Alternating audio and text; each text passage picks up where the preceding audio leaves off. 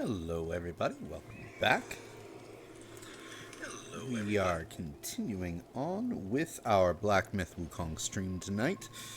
We have finally made it down into the depths of the lower hollow. We encountered and had to run away from the Yellow Long. I think I was just too inebriated to handle him. But either way, we will come back to him later. Last night's stream was filled with alcoholic rage. But through that rage, we managed to make progress. This stream, less filled with alcoholic rage.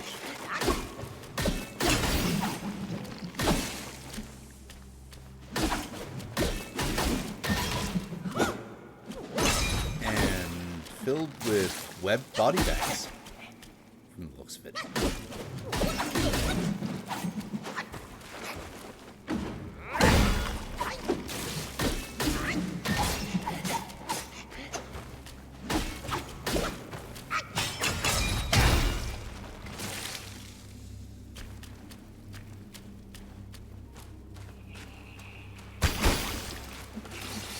Am I going backwards?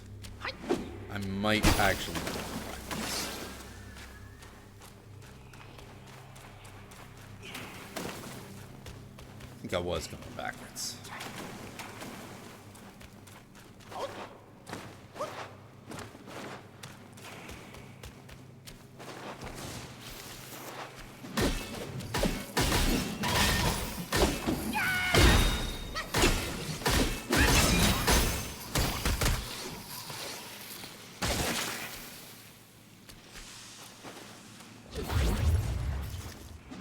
Yeah, I saw you. I was just waiting for you to pop up. Oh, hi guys.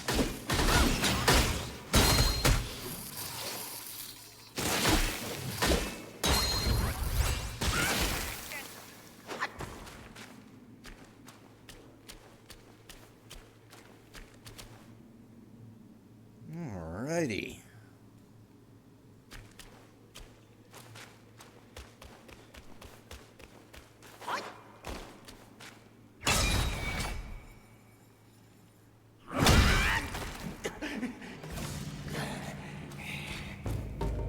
Come this way.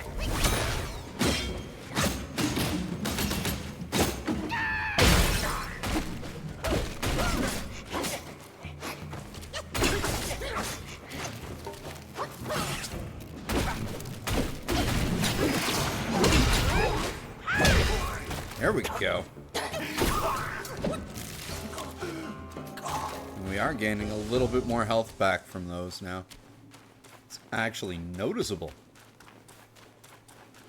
I think I'm going the right way. Pretty sure. So I don't remember seeing any of this on the way in last night. Oh. Hello.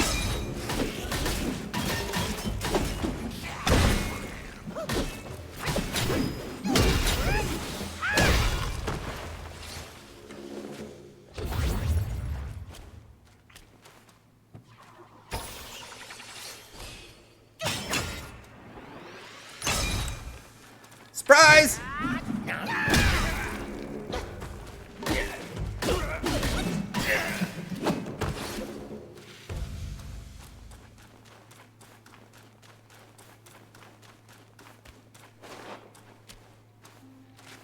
Ah.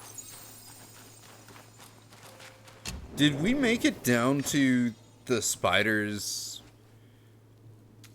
house already?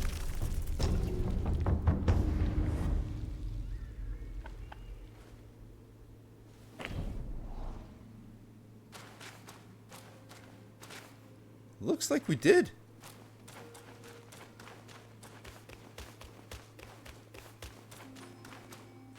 Well, let's go rescue our friend, Jubache.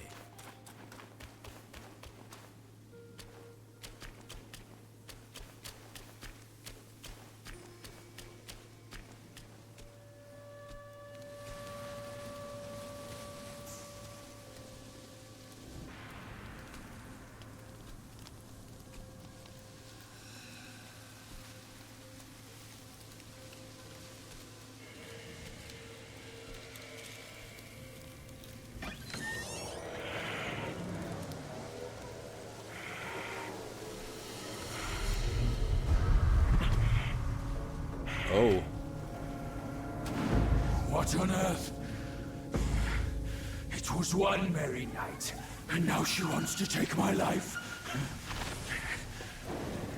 Following me like a shadow. Can't you do anything without me? You've grown.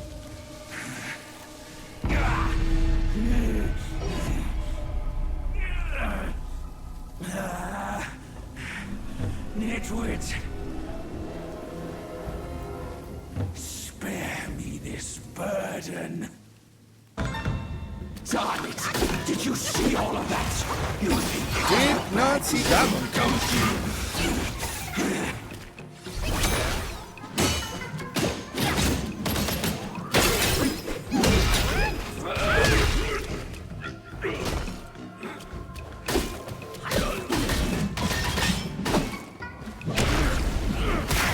Oh. Okay.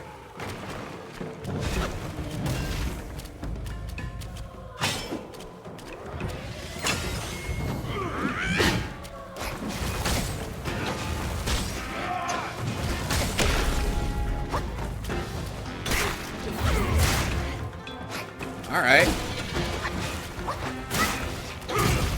He's got some delays, and this music is hilarious.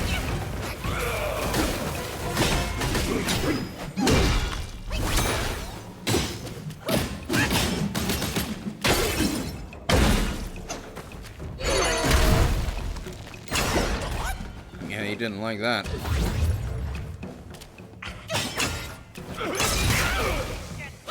Okay, okay.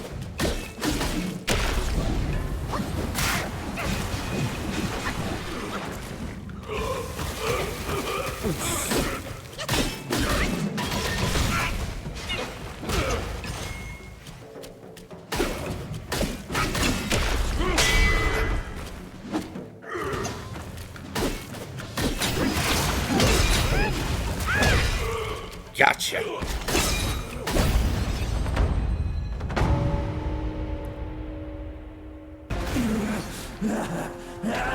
Oh, he's back to normal size.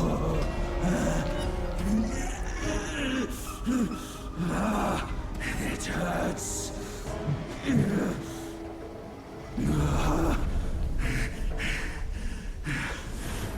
Keep off. Leave me alone. That spike in his brain is really getting to him.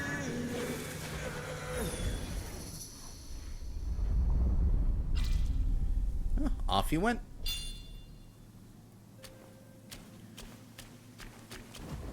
Not letting me in, Madam Spider?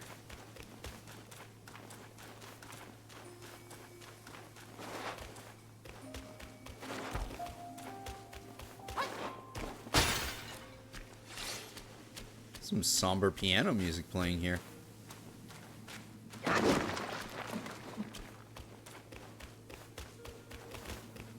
Oh, I'm sure we will be back here later.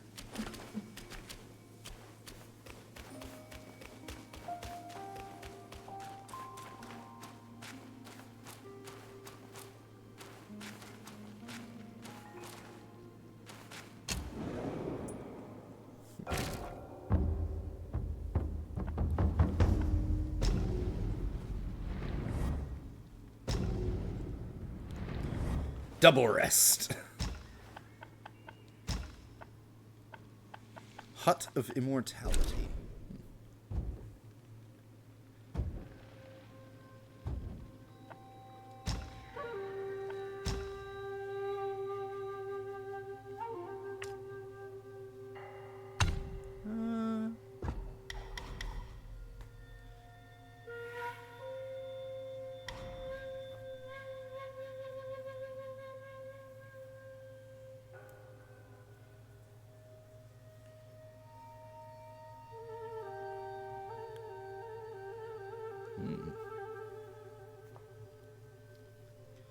That could be useful.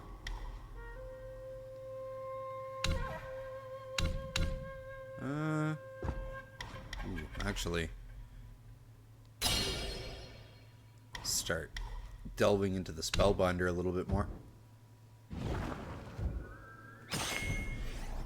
Alright, well we did a boss, so this is a good time to get some lore through that we didn't do last night out of the way. Centipede Guai as a summon. Scorpion Prince summon.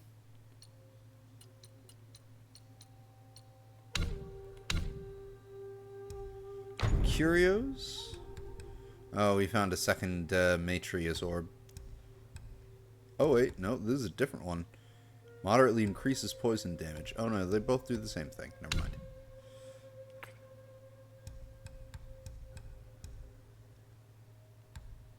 Huh.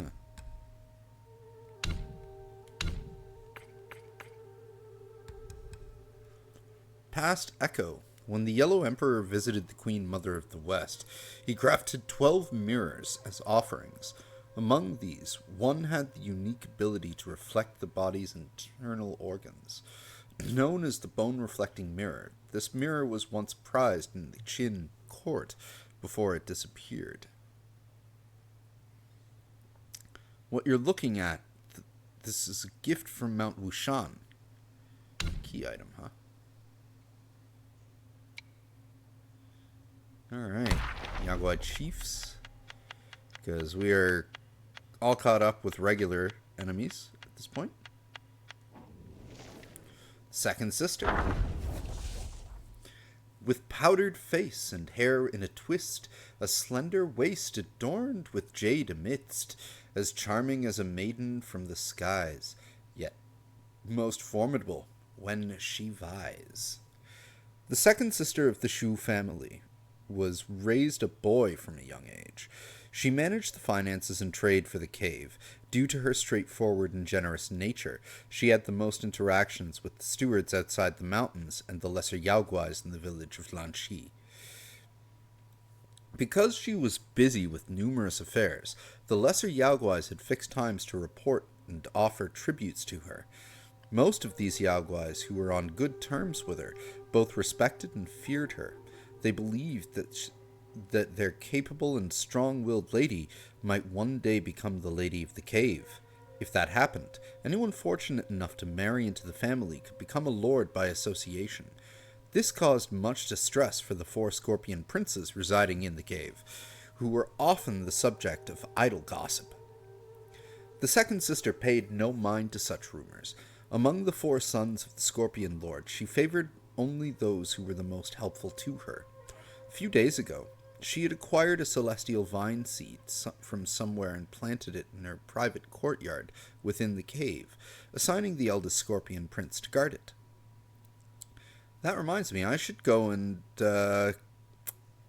use some of the will that I've accrued to upgrade my flasks. The eldest scorpion prince, delighted, assumed this meant the second sister had feelings for him. One day he approached the 100-eyed Taoist master, asking for help in matchmaking. The master laughed and shook his head, saying that a woman with such strong will would only look down on him more if he sought someone else's help in proposing. He advised the prince to come up with a plan of his own. After returning to the cave, the eldest scorpion prince circled the celestial vine repeatedly, but he still hadn't figured out a way to win her heart. Elder Armor Worm. I'm gonna grab myself a drink. I'll be right back. Hello, Audio Boy. Thank you for joining us.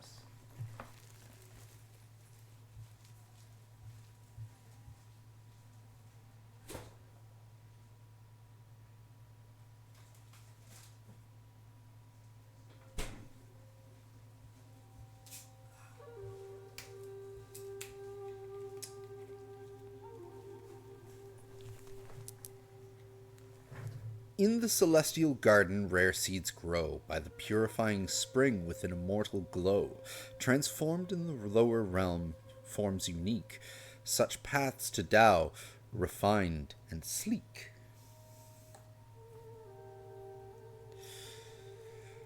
In ancient times, someone cast 2 celestial eggs from Mount Kunlun into a blessed land on earth. However, the will of the mortal realm was not as abundant as that of the celestial realm. As a result, the celestial eggs failed to fully nurture and lost many of their wondrous abilities, taking on vastly different forms. One of these celestial eggs was used to redeem the guilty, while the other was hidden away by someone with ulterior motives. From this hidden egg, various creatures emerged, and it became known as the Elder Armorworm. Every few days, the Elder Armorworm would produce insects that resembled blood sacs. If these eggs insect eggs that resembled blood sacs.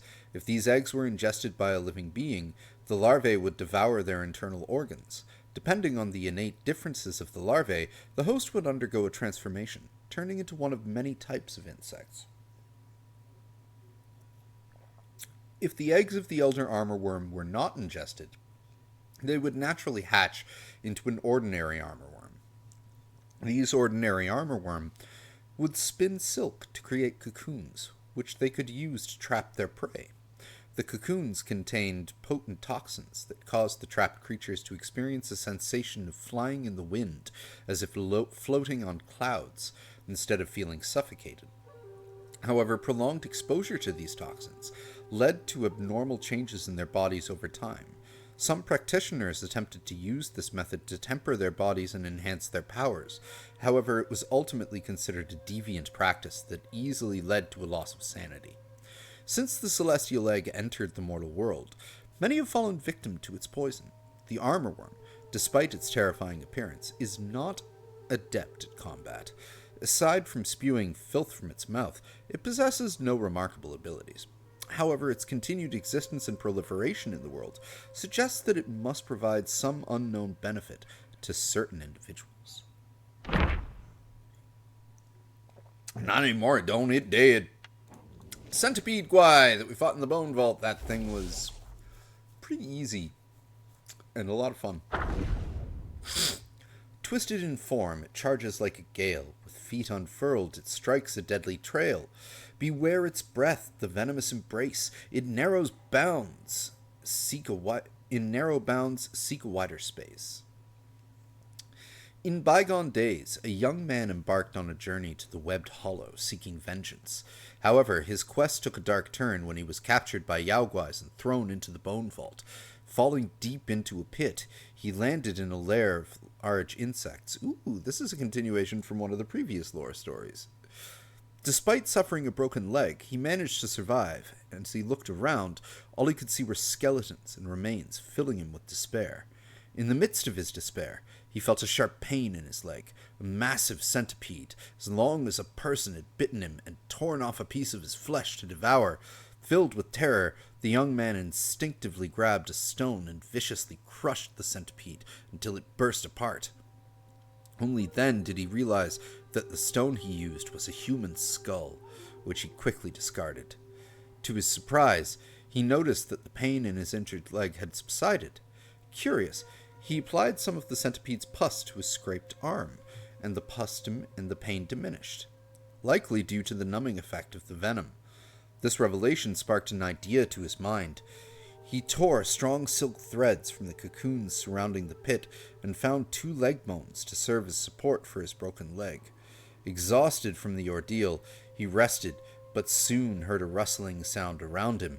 He searched for the source of the noise, but it abruptly ceased. Suddenly, a giant white ball descended from above, bouncing several times before unfurling into a massive centipede, hundreds of times larger than the first one. Swiftly, the young man curled himself into a ball, mimicking the centipede's movements to confuse the colossal creature. At that moment, more objects fell into the pit, empty skins and remains. From them emerged a swarm of smaller centipedes, feasting on the discarded scraps. They passed by the young man, mistaking him for one of their own. Realizing this, he began to imitate their behavior, observing their habits and assimilating into their society. After 10 days, he finally managed to escape the Webbed Hollow. Basking in the daylight, he came to understand that dwelling on the past would not allow him to live a fulfilling life. Returning to his hometown, he sought to lead a peaceful existence. However, the weavers, aware of his visit to Shu's estate, gathered at his doorstep, demanding that he retrieve treasures from the estate. Forced to hide from them, he found no respite from the turmoil that surrounded him. And the Buddha's right hand. That thing was a unique fight. Ahoy, Mr. Drew. The monkeying around goes pretty good. We had a pretty funny boss fight just before I started reading some of this here lore. But yeah, we fought a hypnotized and slightly enlarged Zhu Bajie. And now he's run off. So we have to go find him. On the hand that plucked the lotus from waters pristine, of the same species, yet not from the same egg, it seems, who can discern right from left in life's uncertain scheme? In this tangled web, truth and illusion gleam. In the olden days, a Taoist brought a pair of enormous arms into the webbed hollow. The lesser Yaoguais had no idea where they came from, but judging from their form, they must have belonged to a great master.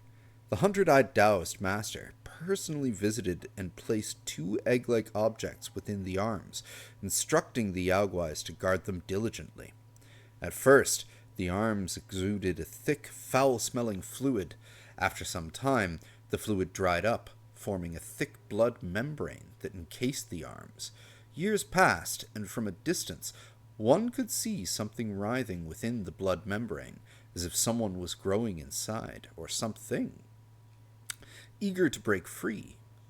Exactly 10 years later, 2 insects emerged from the eggs.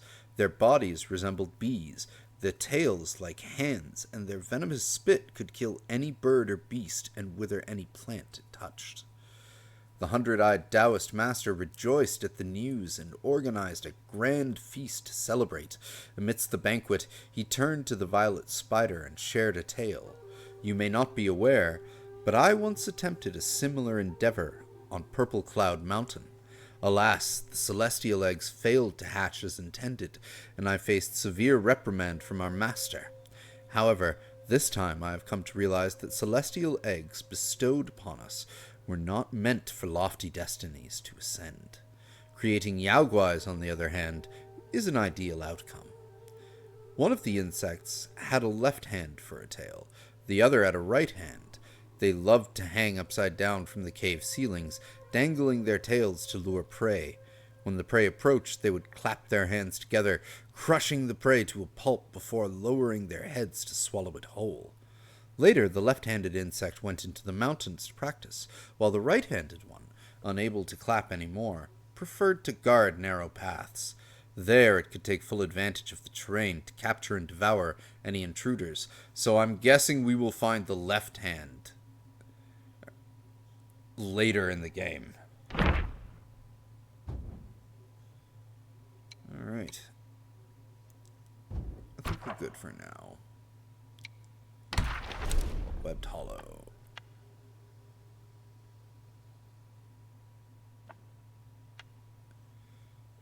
It's kind of weird that it's... Okay. Okay, so there are 6 here.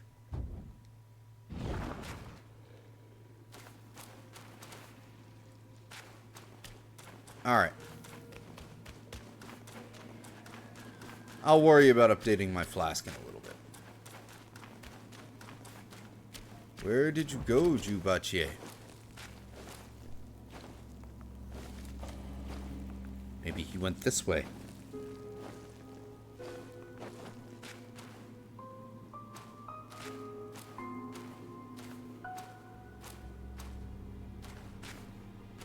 Through a waterfall. And oh! I see the sky.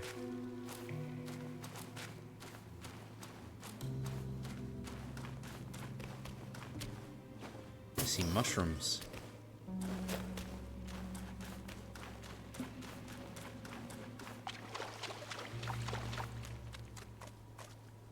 Oh, do we catch up to him?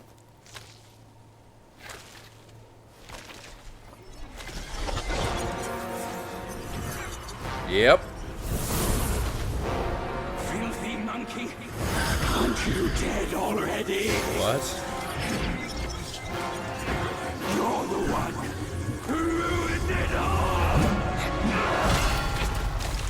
Well, they've got him back under his control again.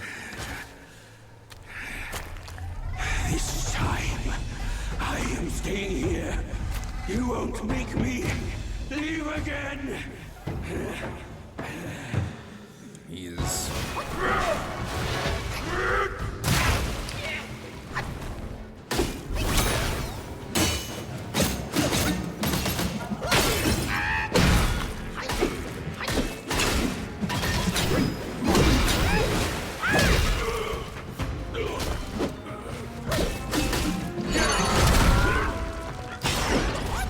Didn't like that, did you?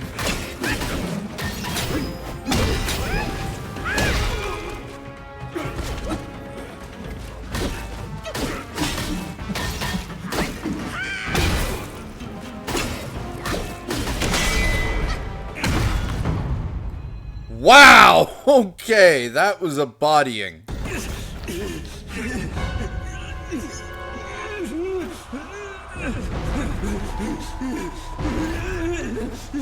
That's right, shake it off, get back to normal size.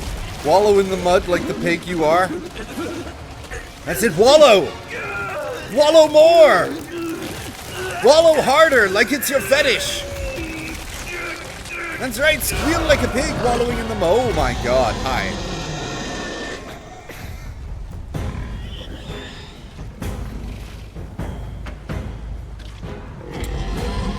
Okay.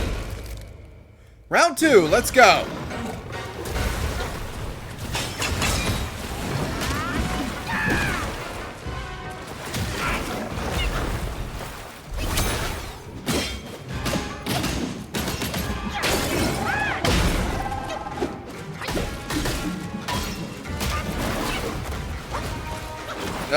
Shit.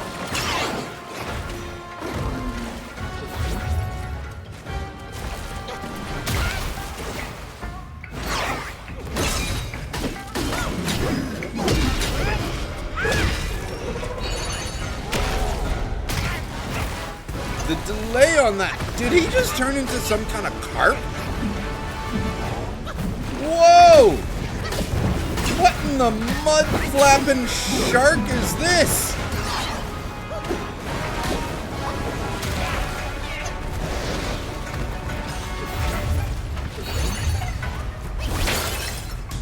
Oh, now he's a rhino.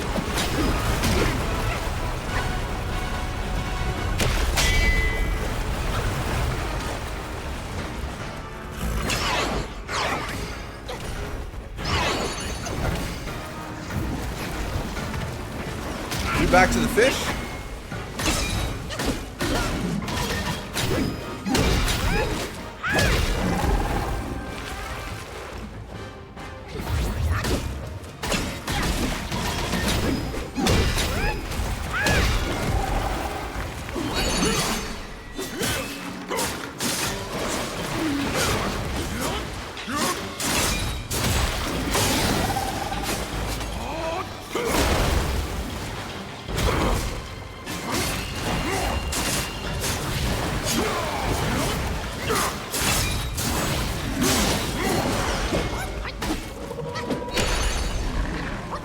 Oh dear. We're back to the fish again, huh? Oh, so close. I think when he does that, you just gotta start dodging. Although I was able to damage the fish, but you just really gotta look for your openings.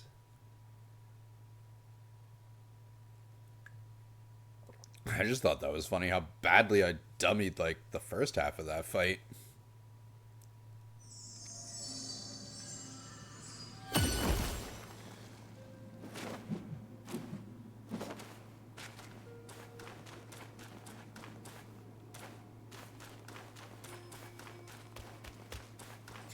Came from that way. And yeah, that's what confused me, because like this, before we went and fought Jubaje by the mansion, this all wasn't here, it was blocked off, so I guess that was an illusion.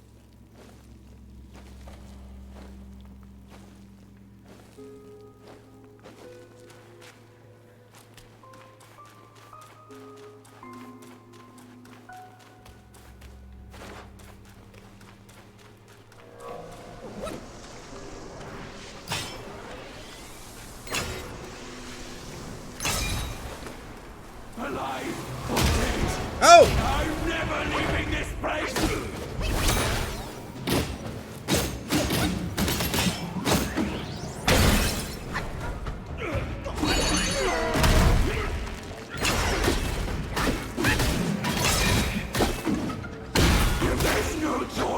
me, then there's no joy for anyone!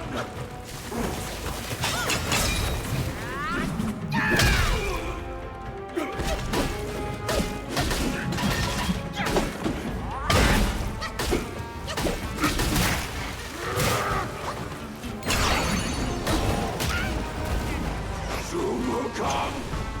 Blood is on your head! I am not Sun Wukong.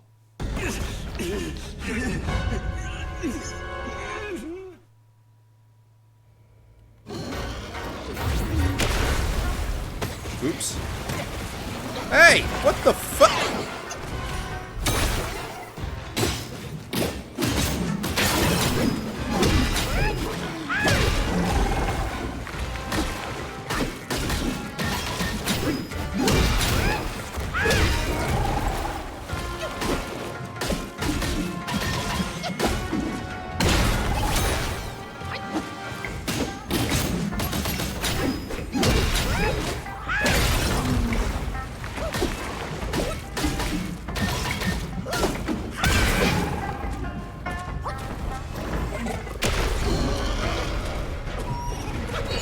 Uh-oh.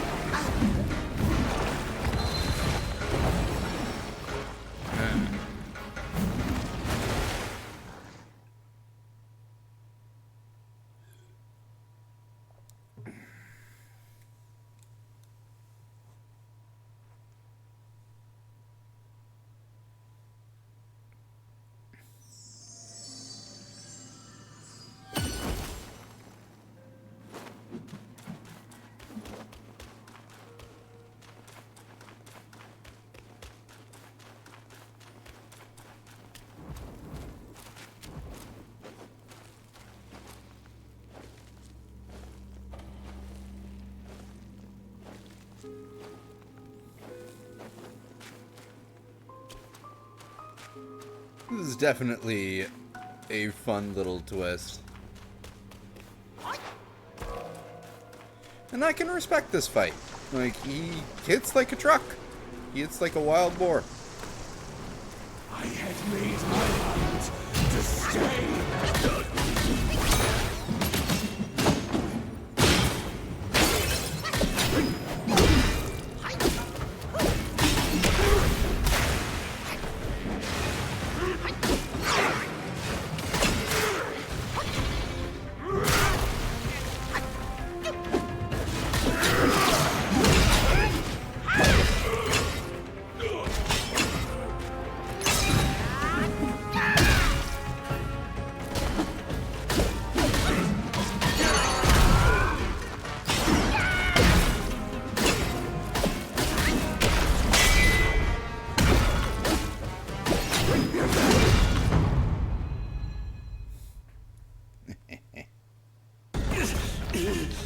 The old pig to fish to rhino technique, if you let him do the whole thing. It's that, like, this is a crazy maneuver of a fight here.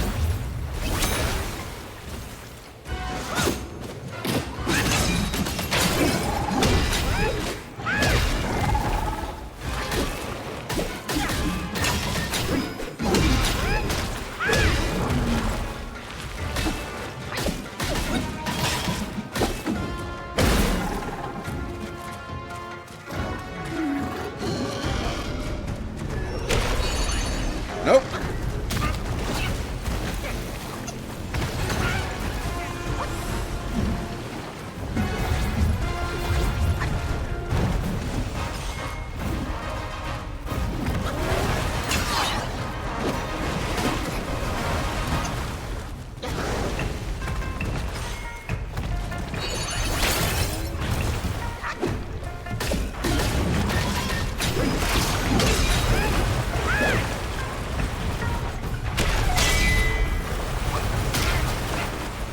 Ouch.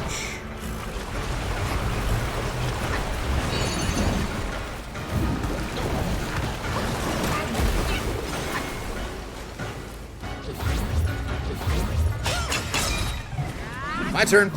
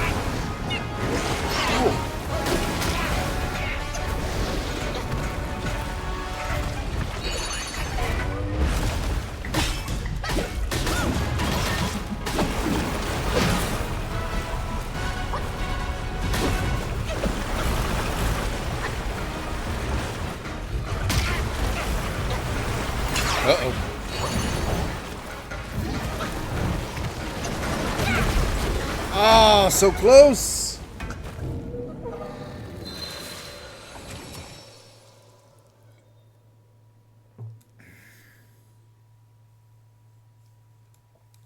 I think I gotta jump that instead of trying to dodge it.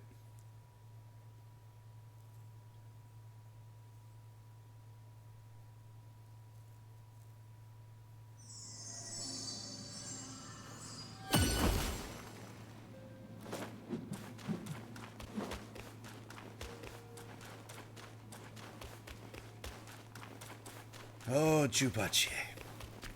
You poor hypnotized fool.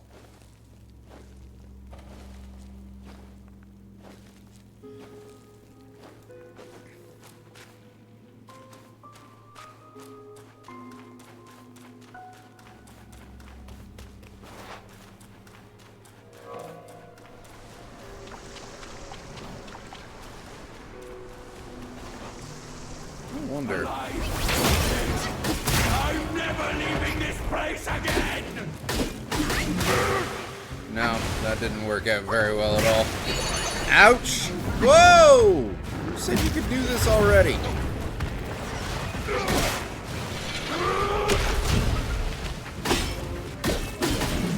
This is beneath you! Everyone gets sullied in a scuffle! Soon Wukong! The blood is on your head!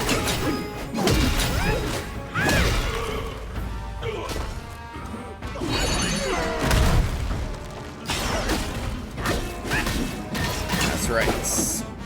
Stay down.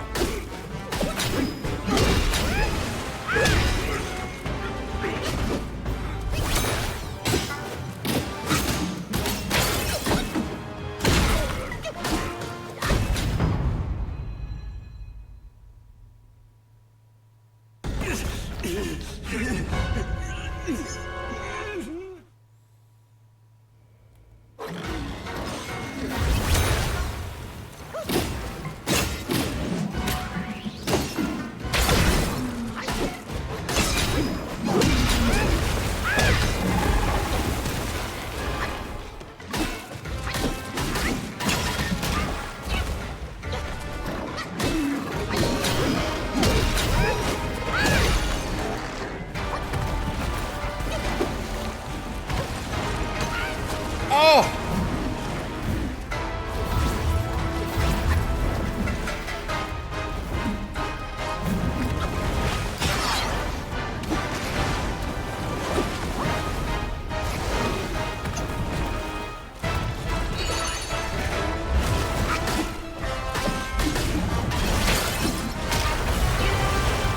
When am I going to learn that does not work?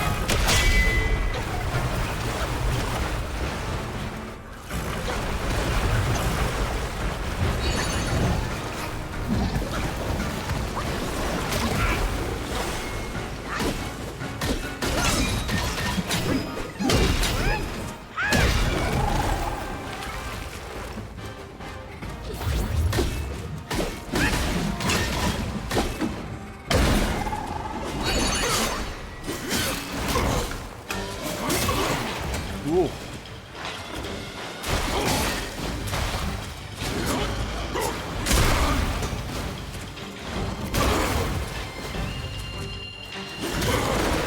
Wow, this time he's just decimating this one.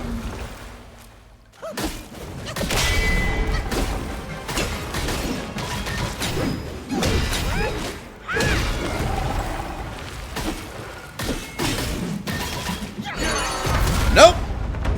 Down you go!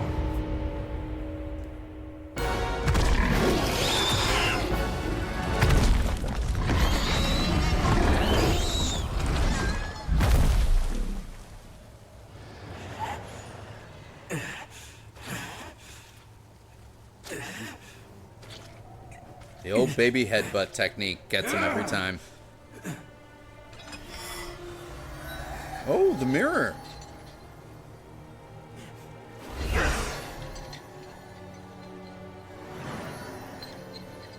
Where did we find that even? I don't even remember.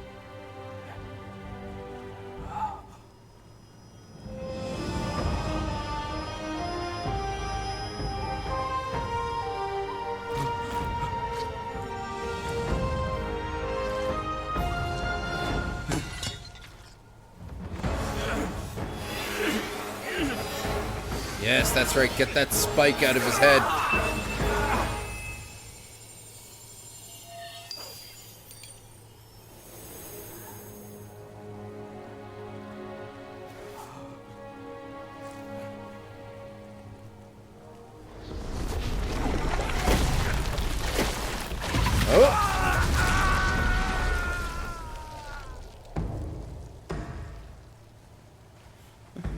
Oh, he's not out of the woods yet.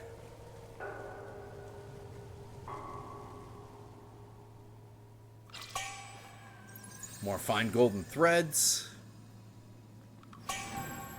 Bloodstained needle. Jade Moon rabbit curio. And a chest.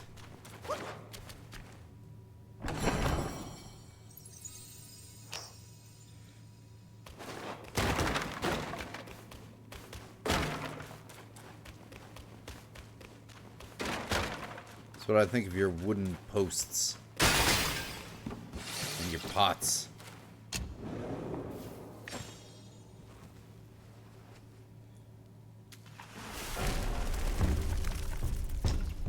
Ooh, a new armor set is available. Non-pure broken mask.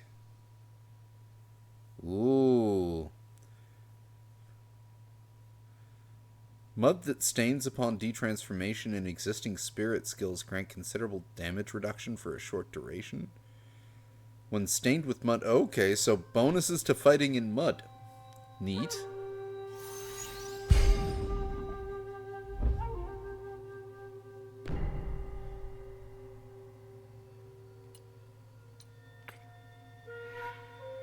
We need more fine golden thread for the rest of it.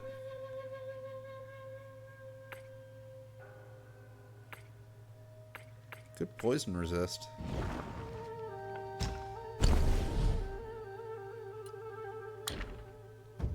Still no.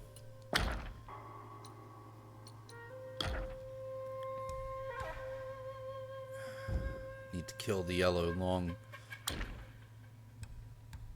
No.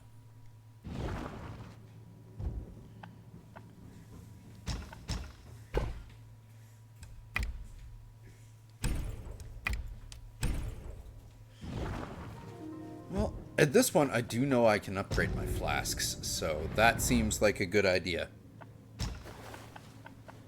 To the Rui Scroll. The Zodiac Village.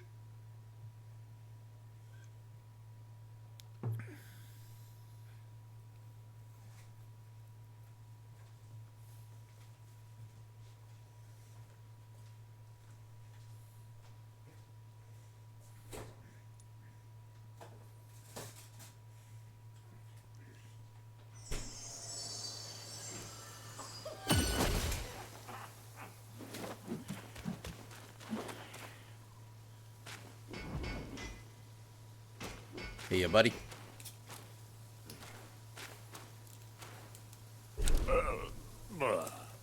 Where there's drink, all is bliss. Without it, the highest court is a cage. Alright.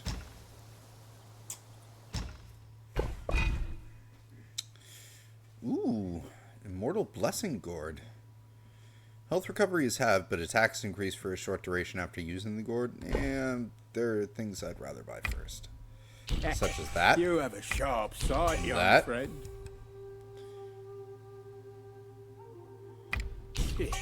Think of it And as now we'll me get those. earning a drink or two.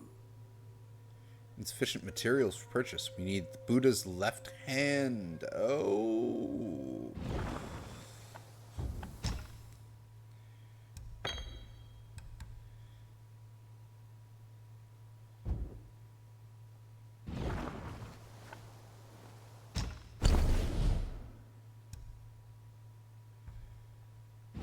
So we can't do that, but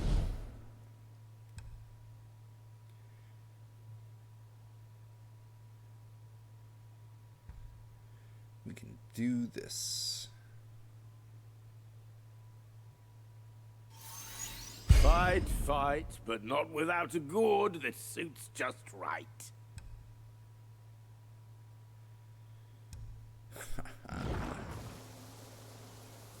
Drink, drink. It can lead to success or failure. Do drink wisely. A monkey reaps what he sows. Yes, he does, Chen.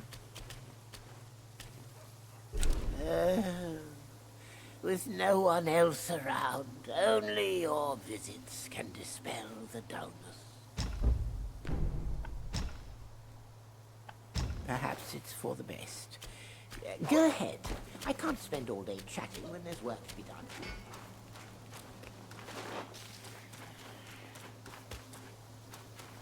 Can I do anything with Shoe Dog right now?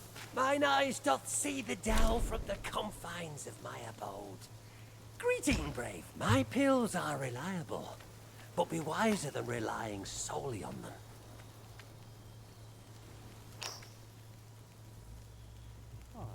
Tonifying decoction and ginseng. Can we do any? Ooh, yes. You know what? We've been having a lot of problems with shock resistance, so let's just... Uncover the secrets of sky and earth, and thou shalt have pills.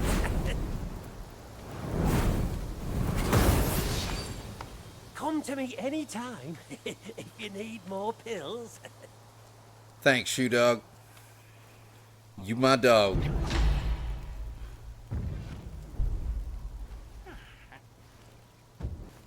No shame in taking the pills.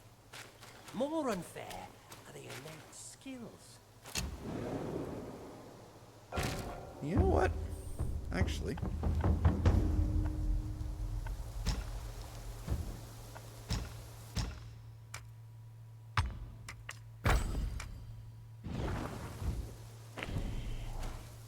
just going to do an attempt against Yin since we are here.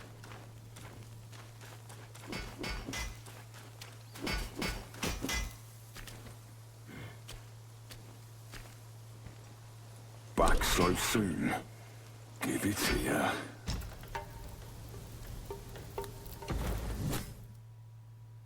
Yourself.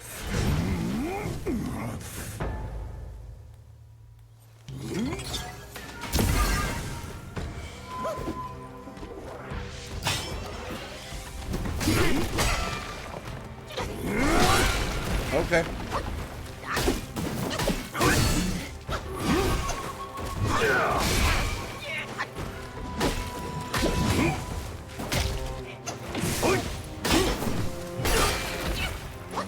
Wow. Okay.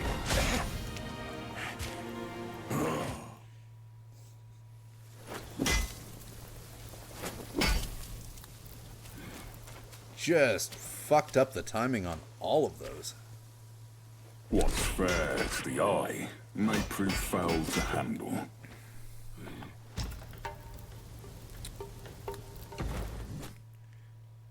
Yourself.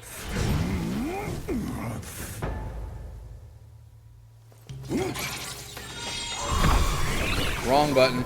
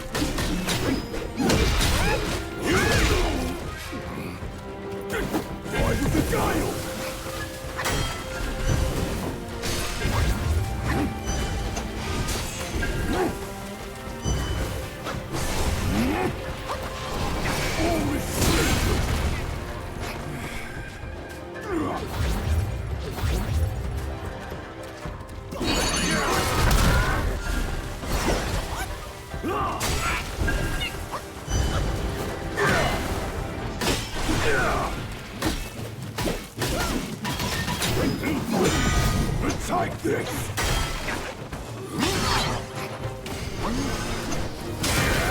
The Gale shall see! Oh. That wasn't too bad. He's really good at faking me out with all of his moves, though. Alright, one more time, and this time I won't press the wrong button when trying to activate my seal.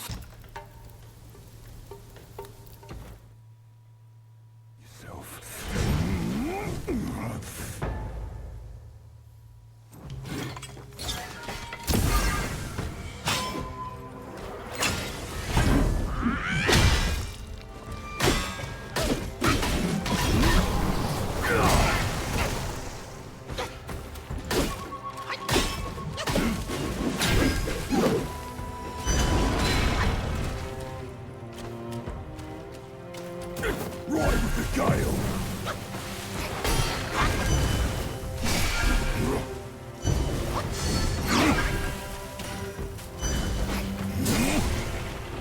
A whirlwind dust!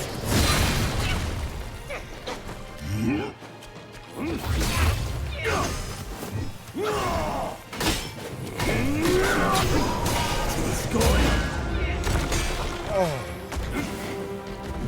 Down with might!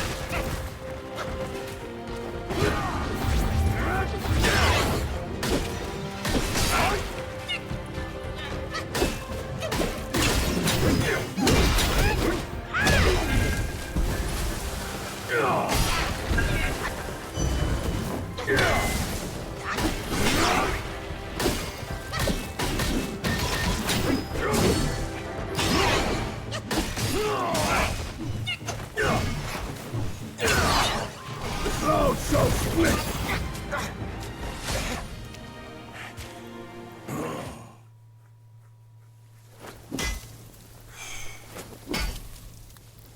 He's doable. It's just about getting the timing down on it, What rags dodging his swings. No one. Yourself.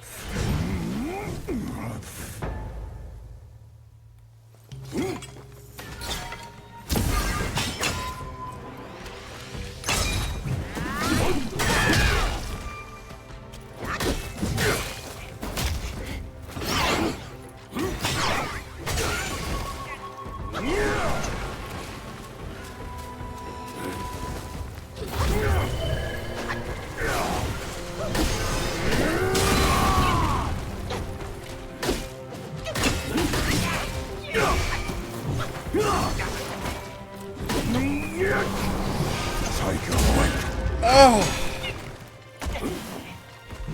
and take this!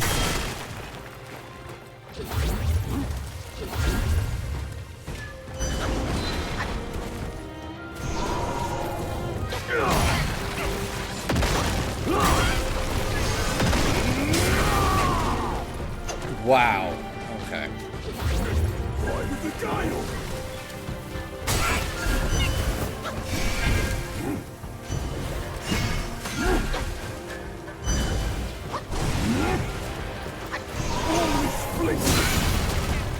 That move always gets me.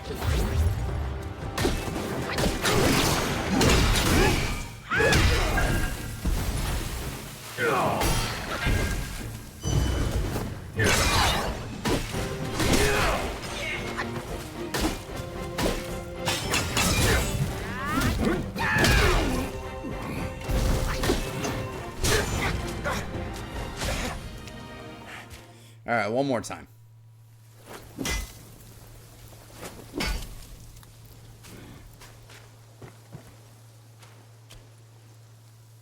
Back so soon.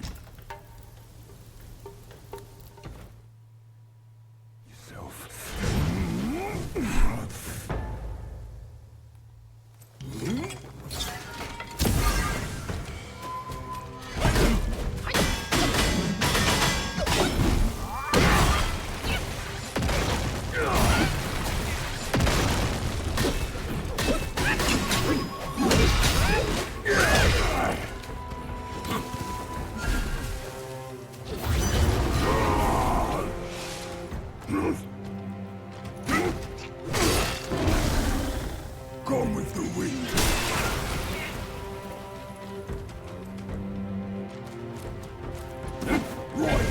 Alright, Yin.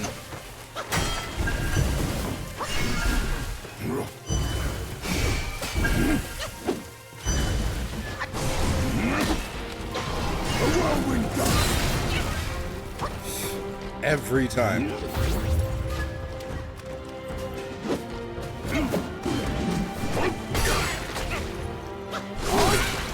Oh! I'm down with might. Holds everything like a second more than I think he's going to. To the sky.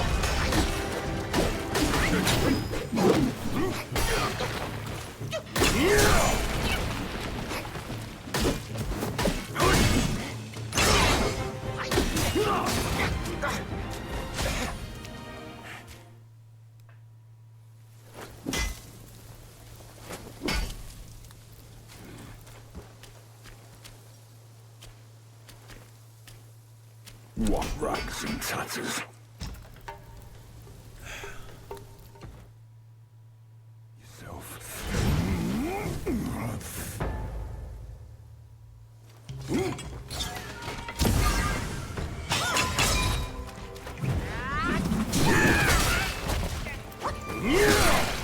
Bollocks!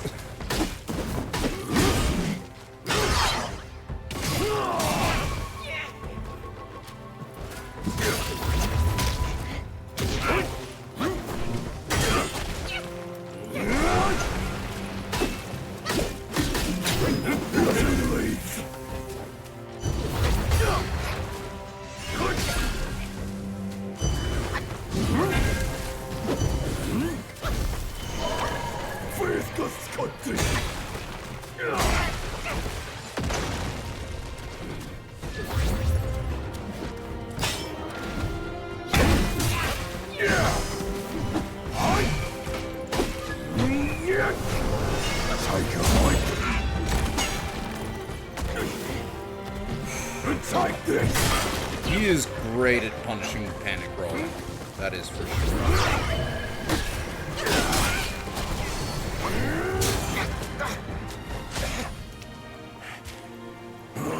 Alright. We're not gonna spend an hour or so on this wall. Not right now, at least.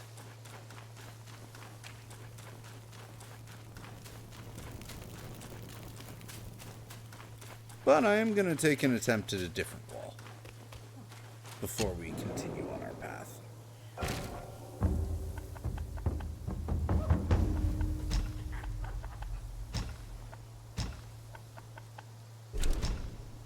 I'm going to see how much damage we do if we use the seal.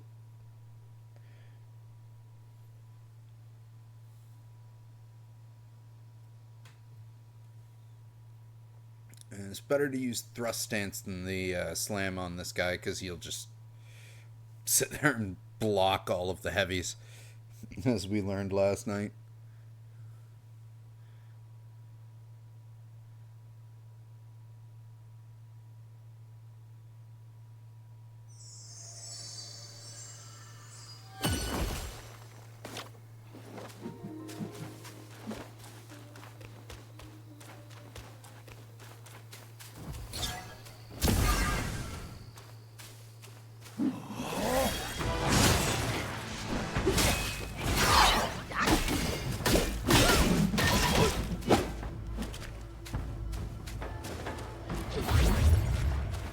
Come on.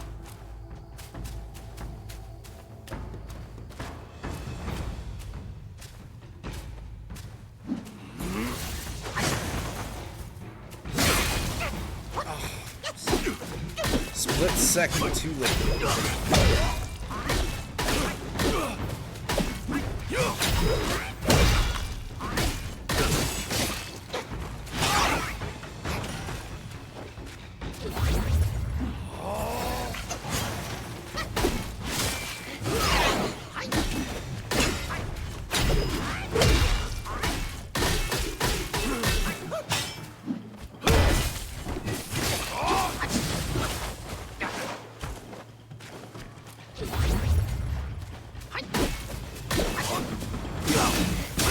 Ooh.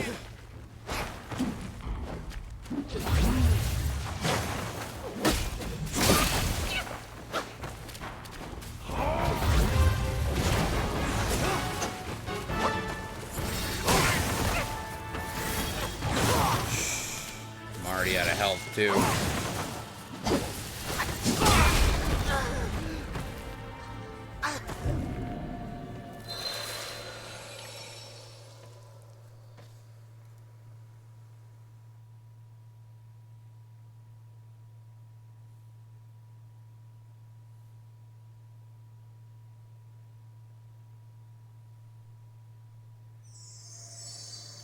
And that's at a third health, too.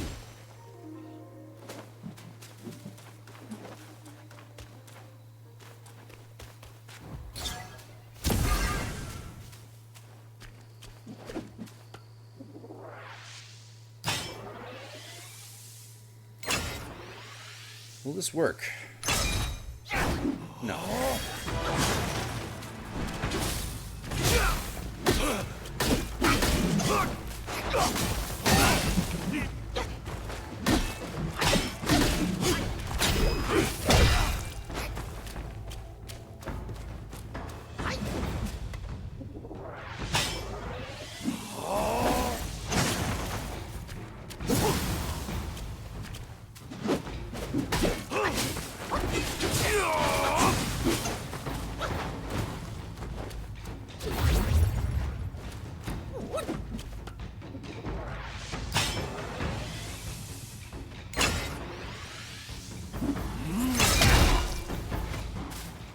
You made the mistake of allowing that, buddy.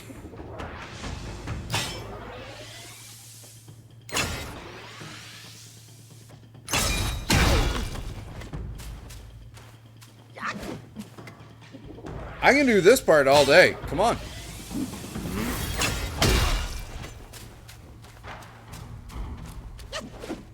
We'll play defensive.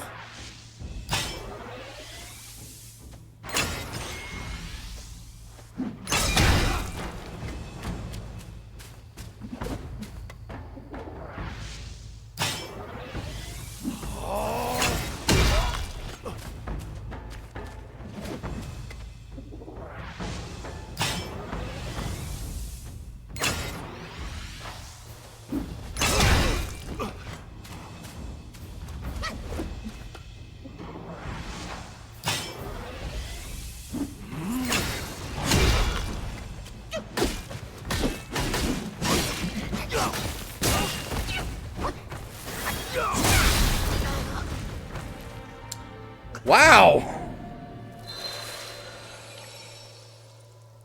Basically 2 hits from that combo and I was toast.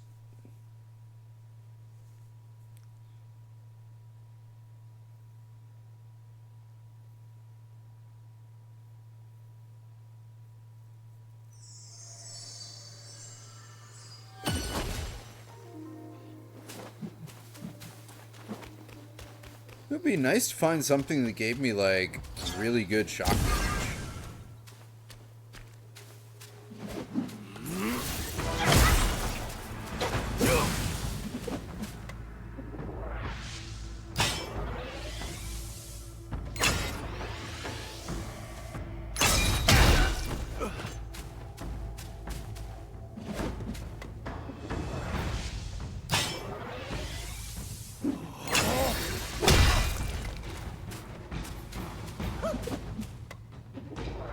Hey man, this is the safest way to play this fight.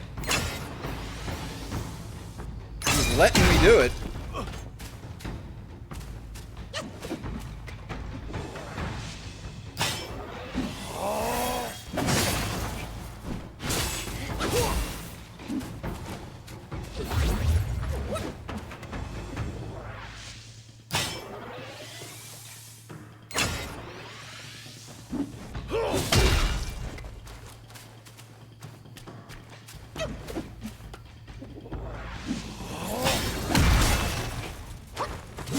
Hyper armored through it. He hadn't done that before.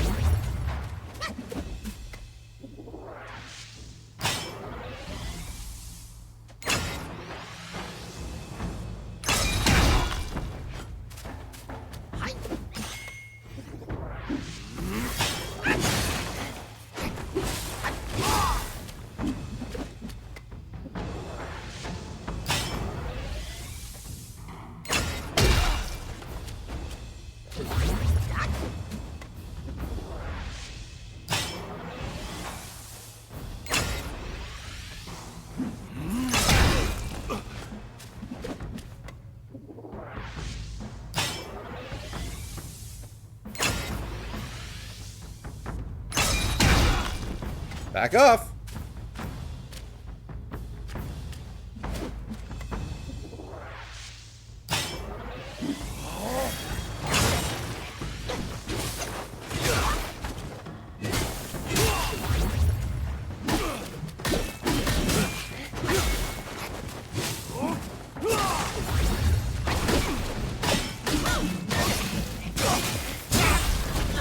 Jesus Christ.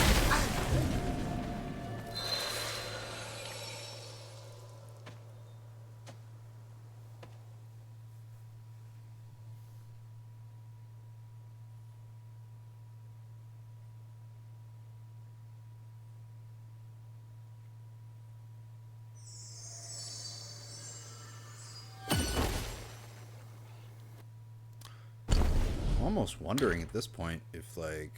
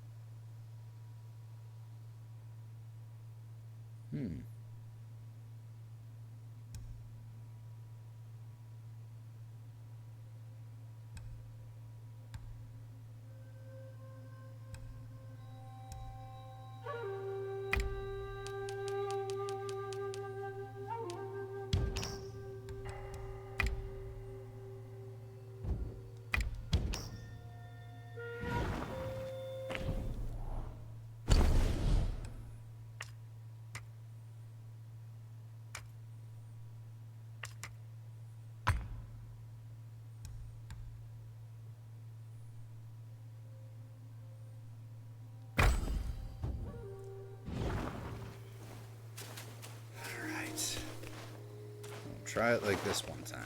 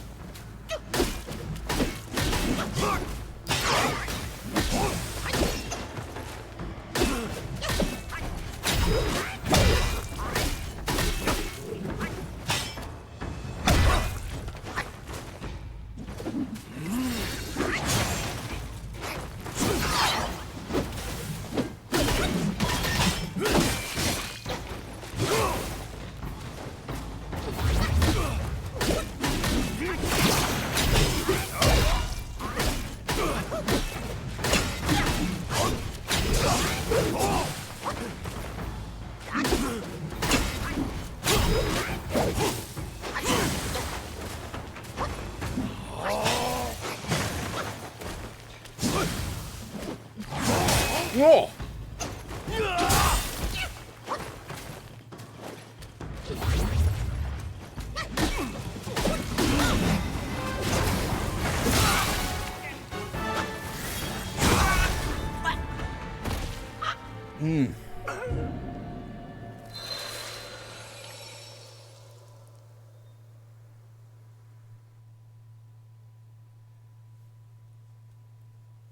Yeah, we got a bunch of really hard fights up. Well, a pair of really, really hard optional fights.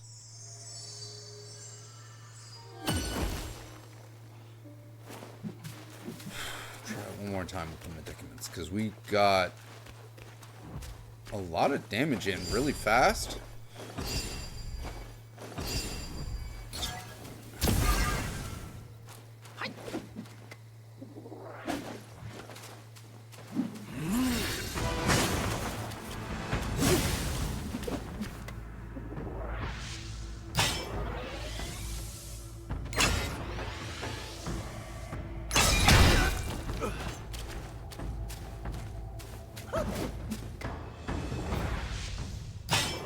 Hey man, if you're going to allow this to happen.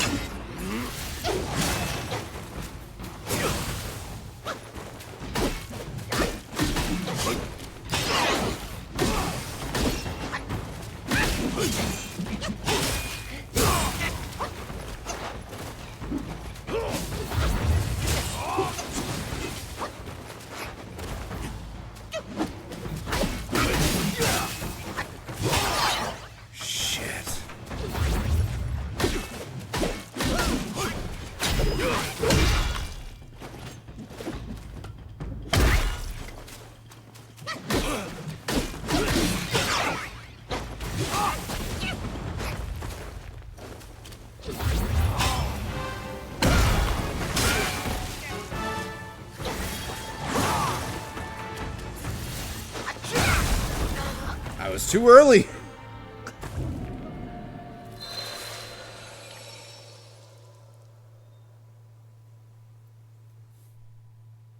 Yeah, we'll do him later too.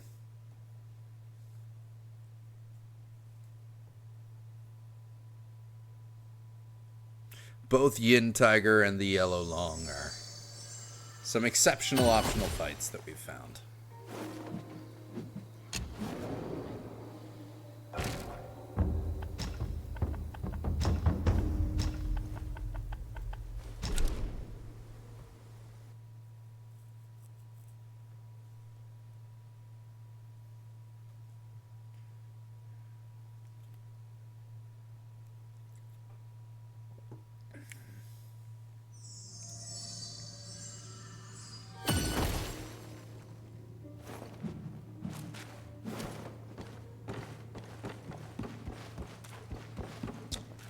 Right.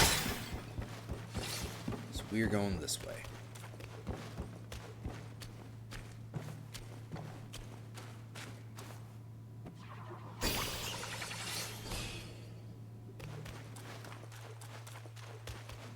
I guess I should reset, like, put my time stop back on.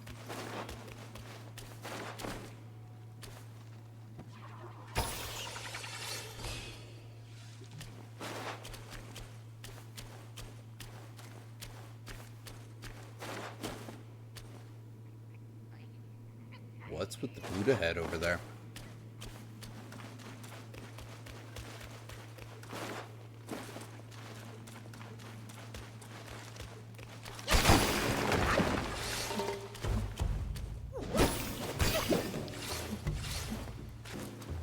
Oh, there we are.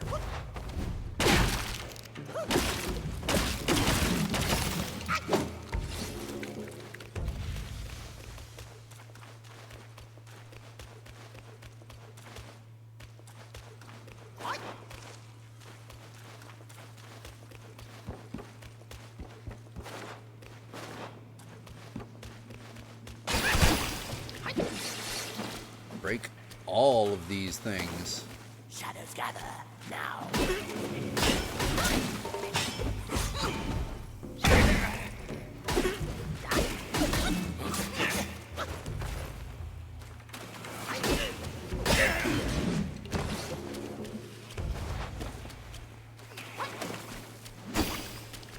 Dragonfly? Where is it?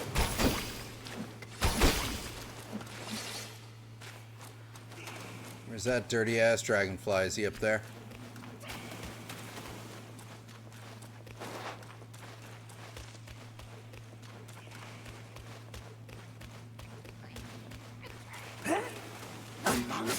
Ooh, grasshopper!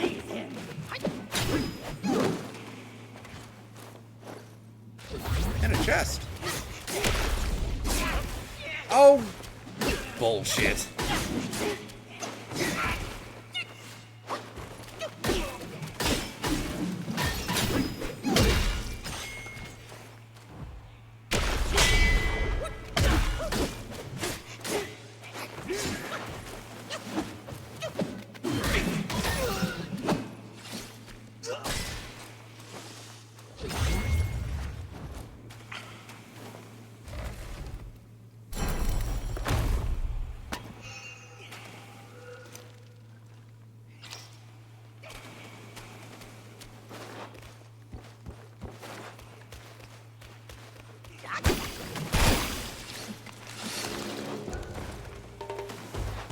Oh, I saw you.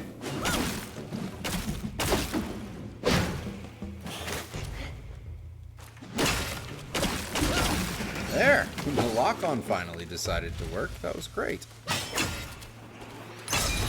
Oh, another scorpion.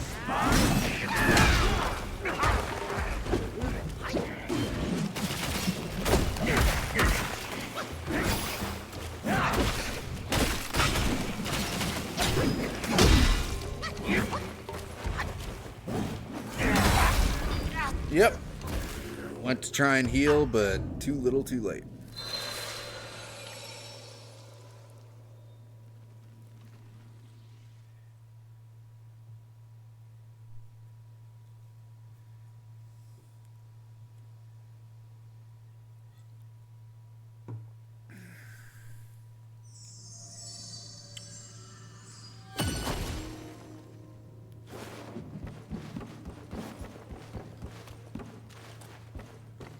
Guess I may as well put the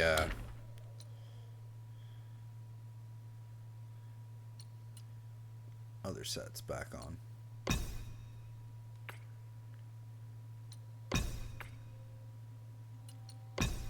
Go for major defense. Up.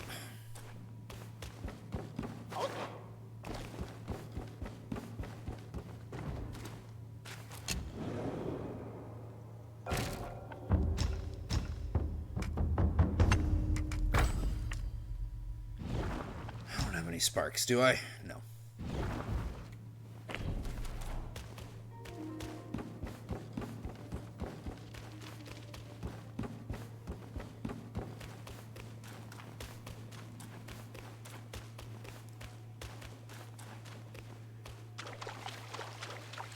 Oh, I think that is mud. No, it's water.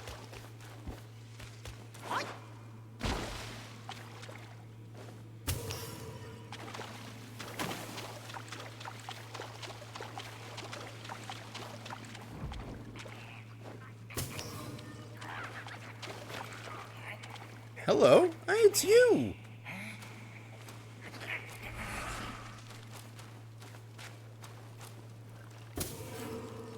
Well. Skanda of choice.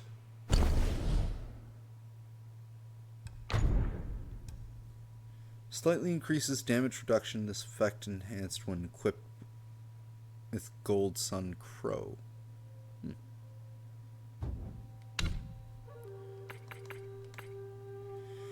Skanda of choice. Seek virtue in the mundane and tread with care. In everyday parlance, let caution guide your flair.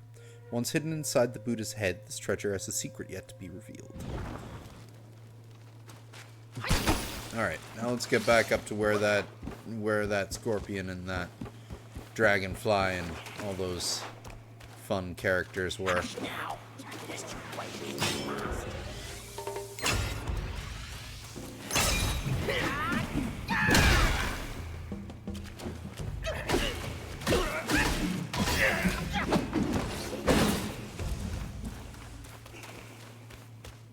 That is how we take care of that.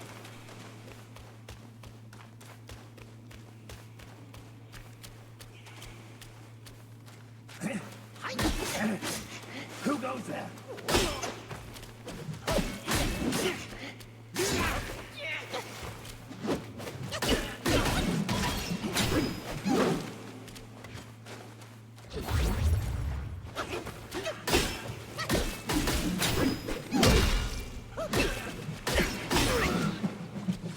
There we go. That is how those fights with those grasshoppers are supposed to go.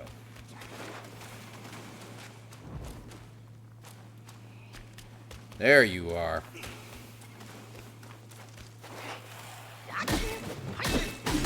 Oh! You give me the spirit of a dragonfly. Good to know. Stay there.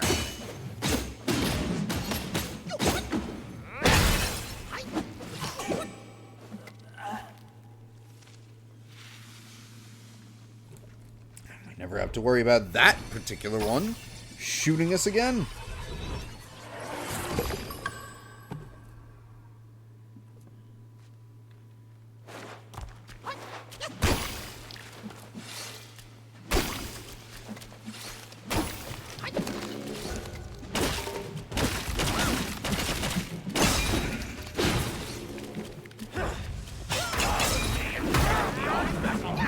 turn.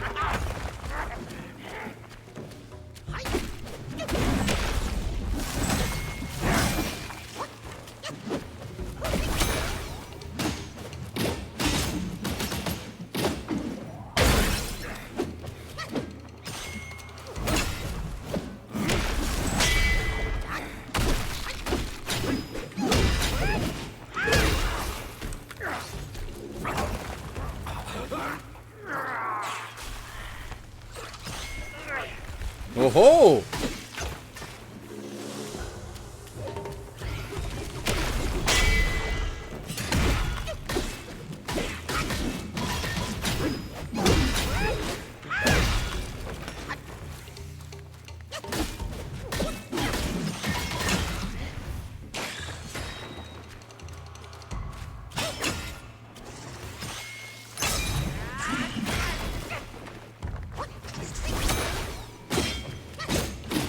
If you want to play it that way.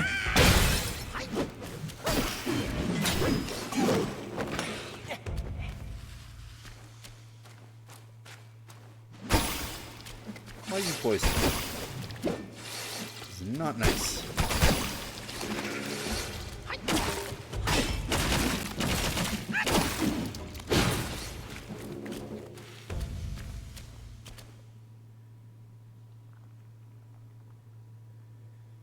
We should probably give ourselves a full set bonus.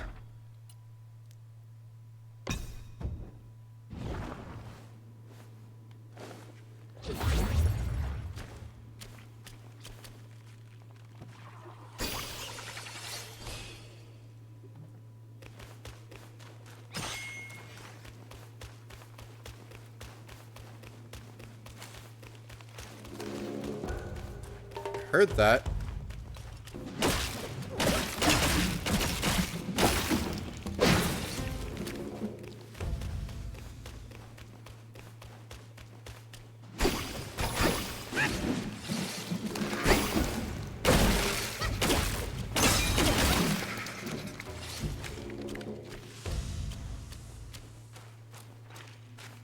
Hello?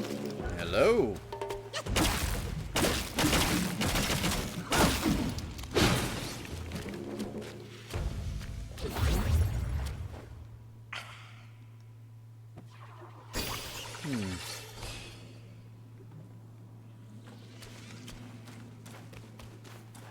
Up we go.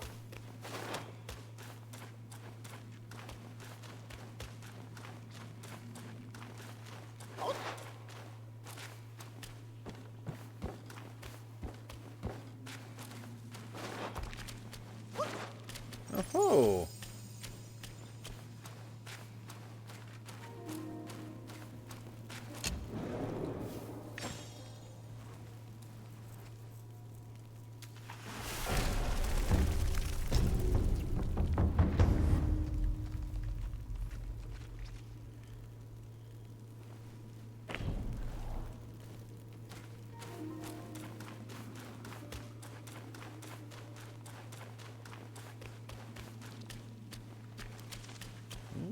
What do we have here? Oh.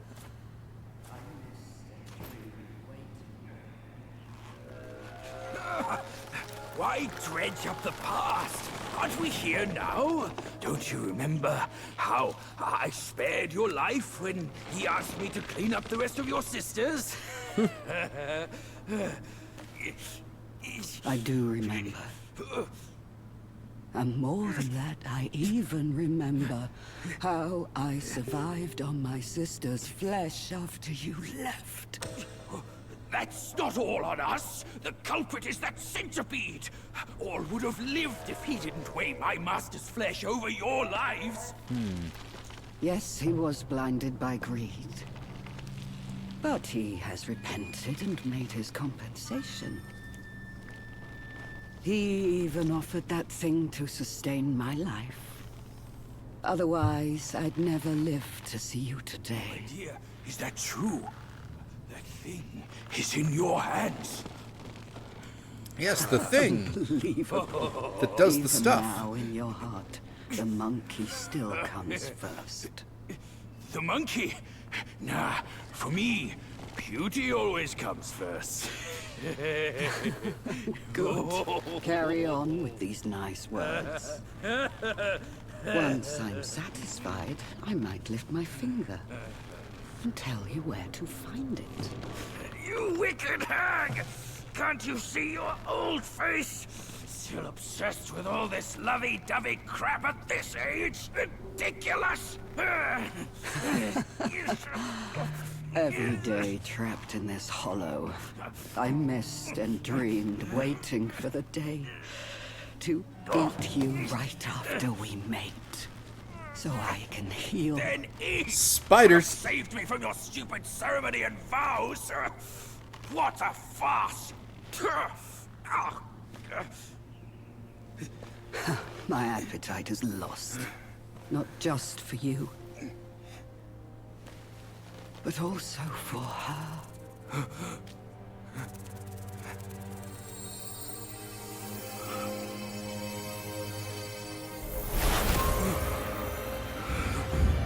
Mother?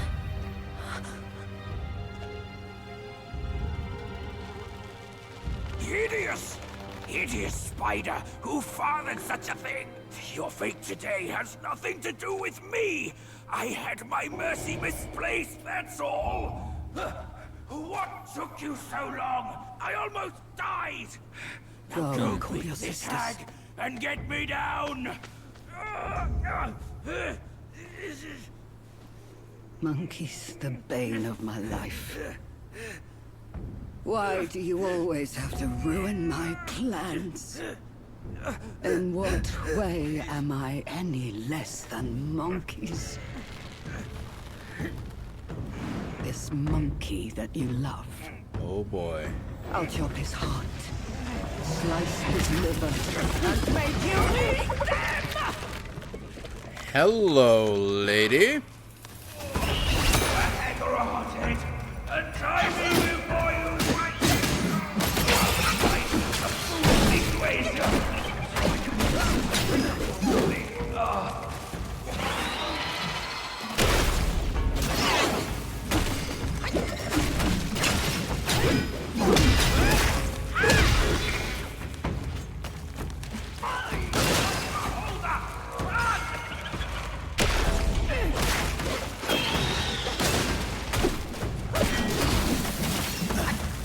Oh boy.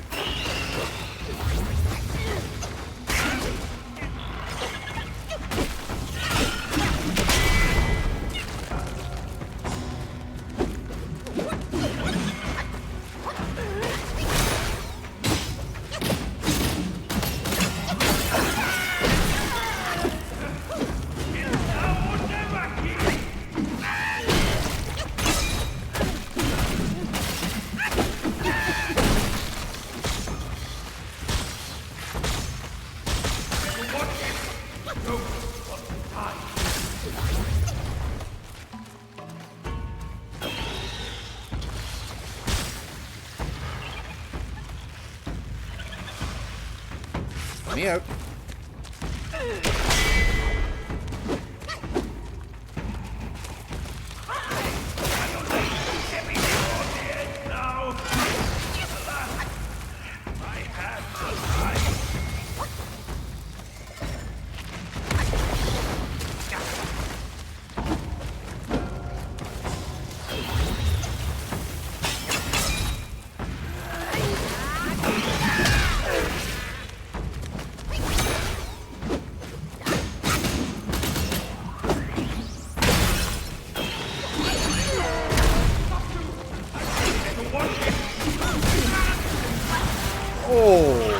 Okay, that was a poison explosion.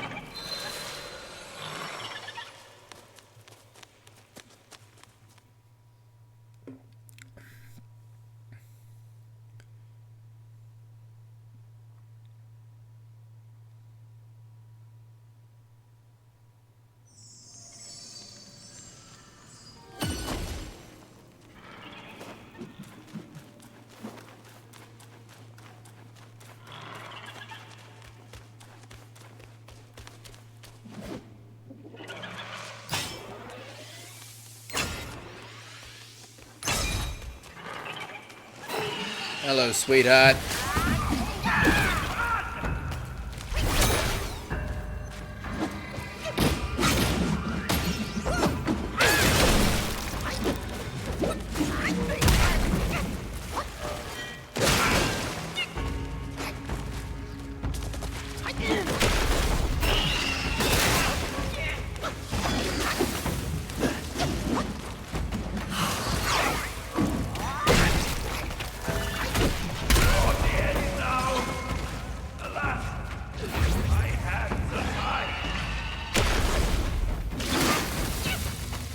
Damn it.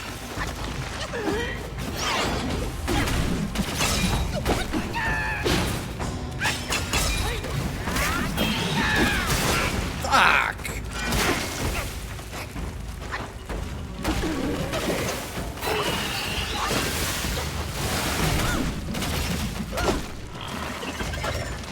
Lady, you're making it hard to see. Just hold up. Calm your tits, please.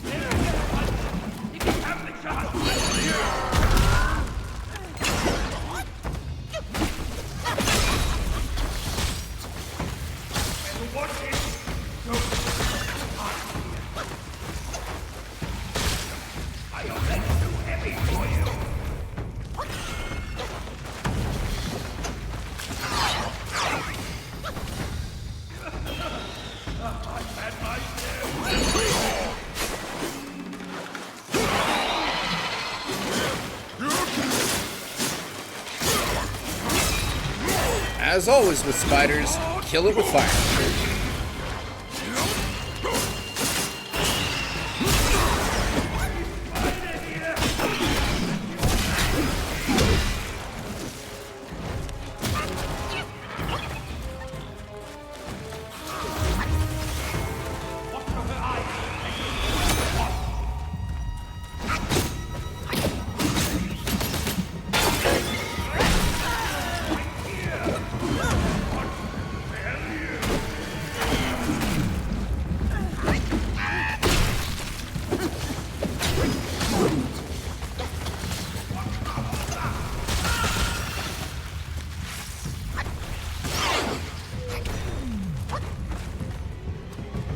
Okay. Come on, you. Come on.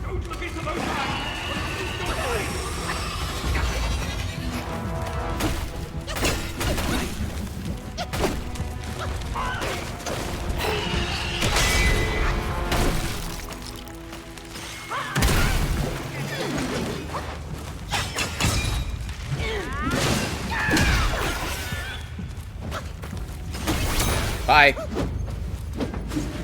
Oh! Nah, really?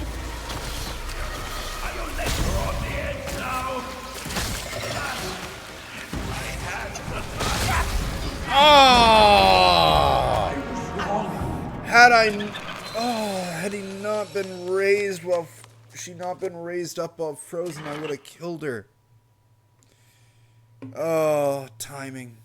Timing is everything.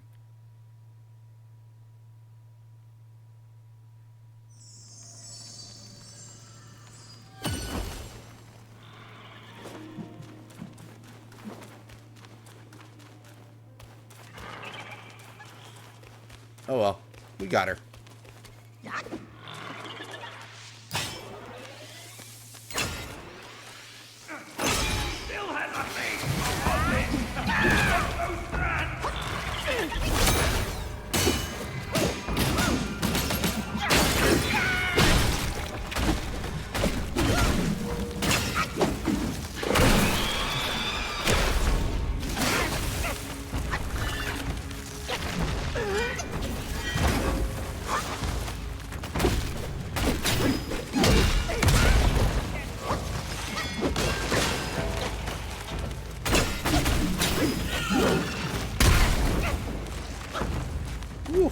Just hit me with that big badonkadonk.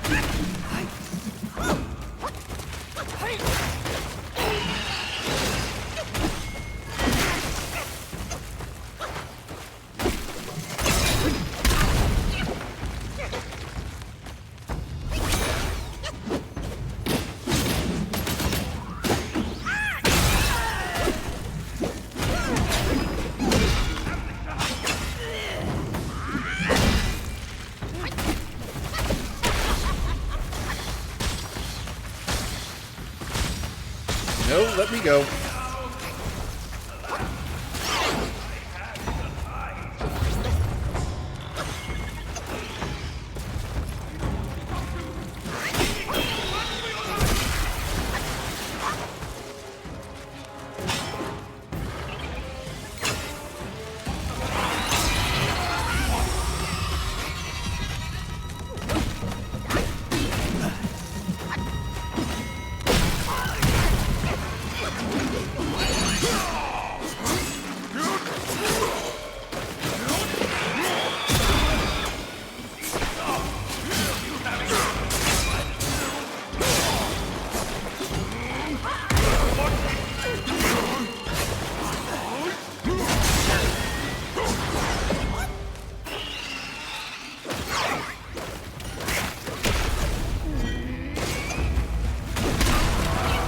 Oh!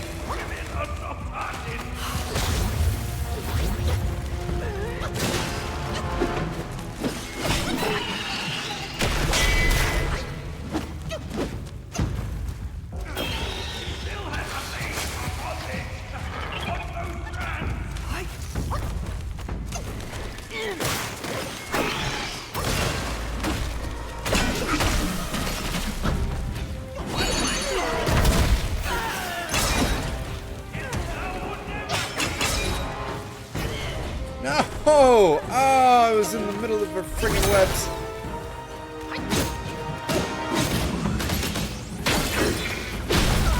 There we go.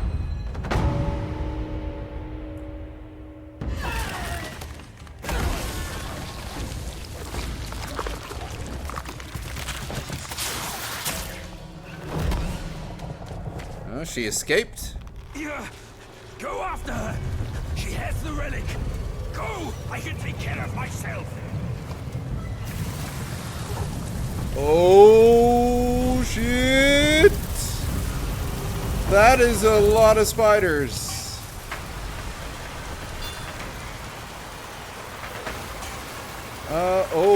Oh my.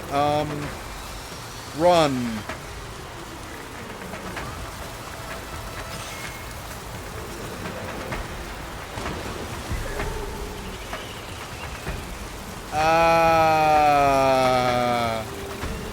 Thank God I don't have arachnophobia.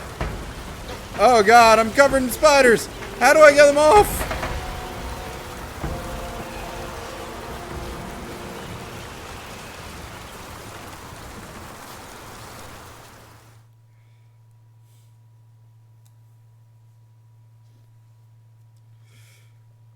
Rolling did not seem to get them off. Maybe attacking wildly if I'm covered in spiders again.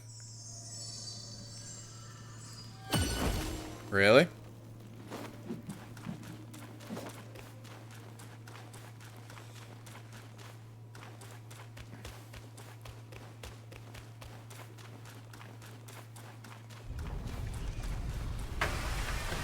Oh God.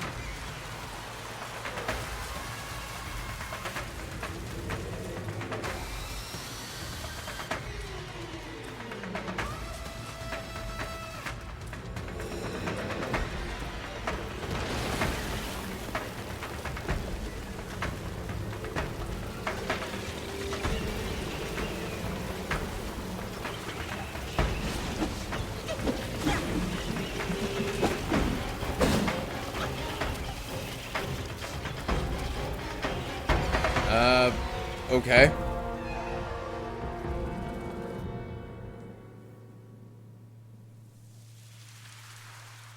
That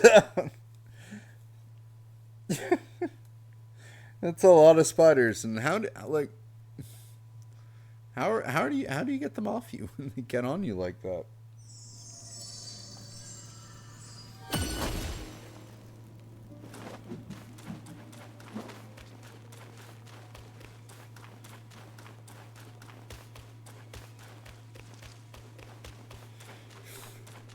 This whole chapter is just one big FU to everyone with arachnophobia.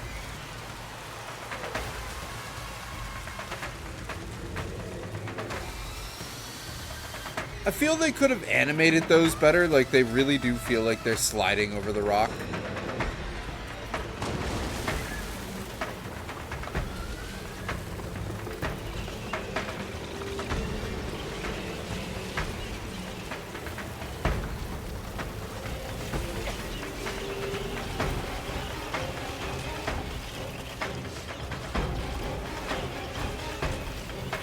Oh, good God. Okay, so all we had to do was get that far? God damn it. What?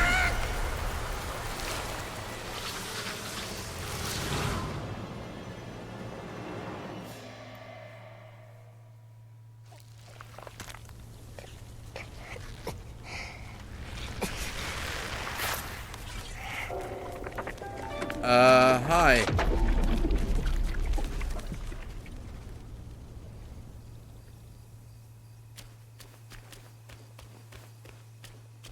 Who's that? Ooh, Logivine.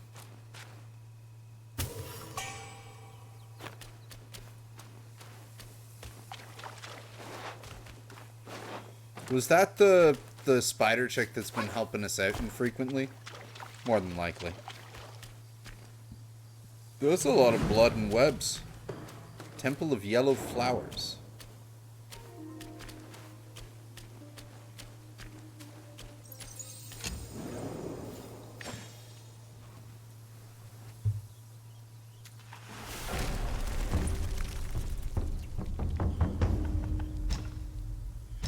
Ooh, new weapon.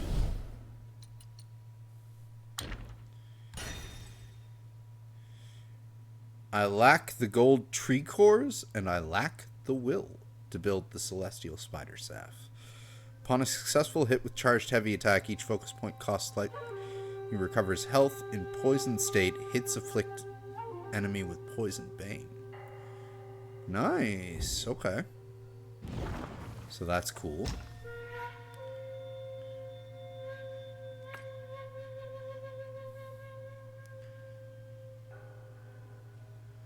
Non-pure armor.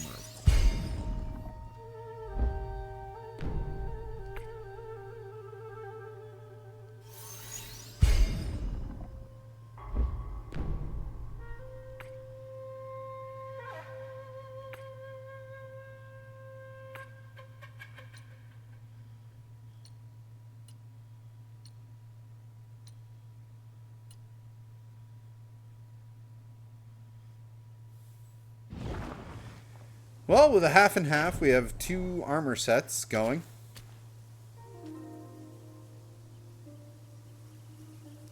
But I will take it down to 1 because that's just a way cooler mask.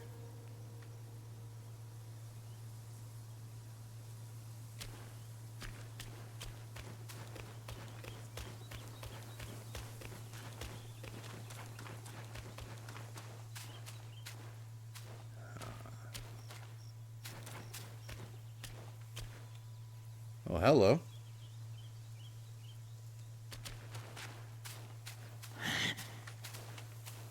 Who are you? Oh! You are not an NPC. You are a new lesser Yaogwai.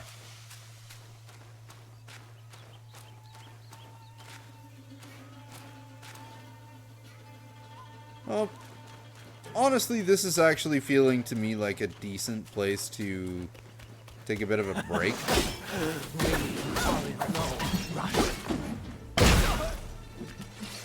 So I think we'll do a little lore throughing and call it for tonight. It's a lot of blood.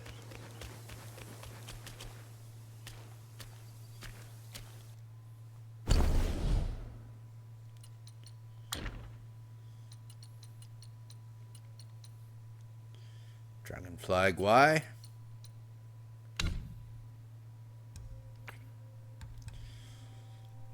Spider leg, how pitiful! Though endowed with a tough outer shell, she harbored a soft heart, deluded by the illusion of love. This can be used in weapon crafting.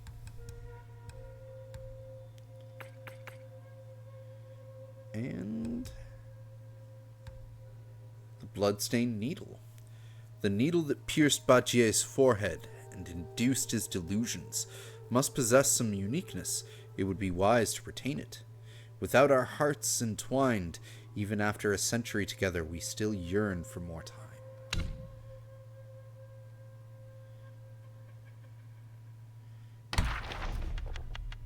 Alright, so we have a new lesser Yaogwai on the field.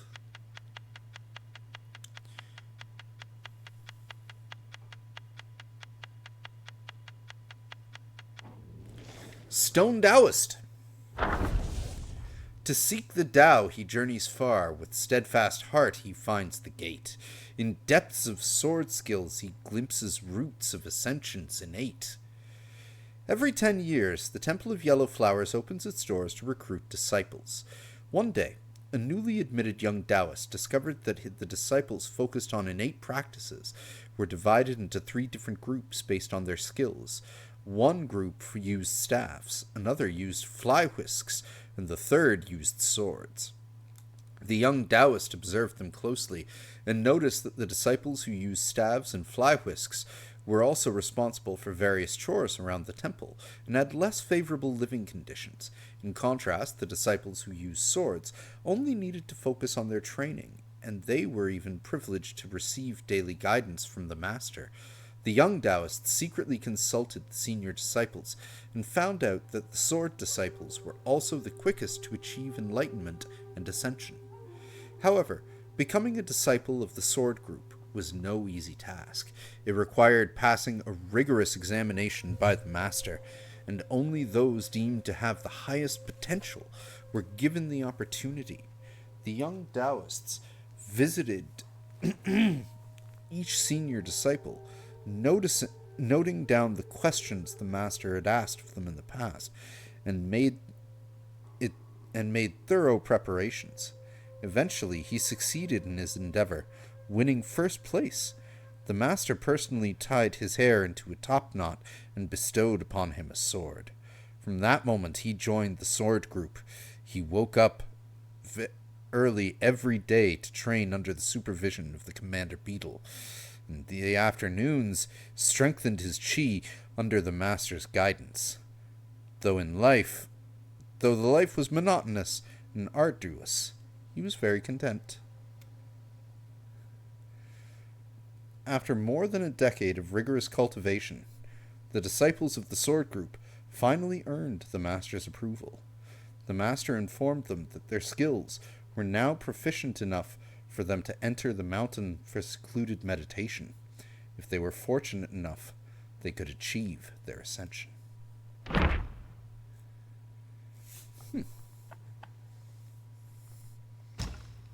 Yaogwai Kings. Violet Spider, and then of course the one that's question marks is the yellow long. Once she rode the cloud chariot to a high terrace. Now she dwells in a secluded cave by the mountain base. The breeze by the frail bridge chills her delicate frame. Spring arrives, another bridal gown newly made. Upon searching a cluster of huts in the forest, Tang Monk decided to seek alms for food. As he approached the village, he saw several women playing with balls under a pavilion.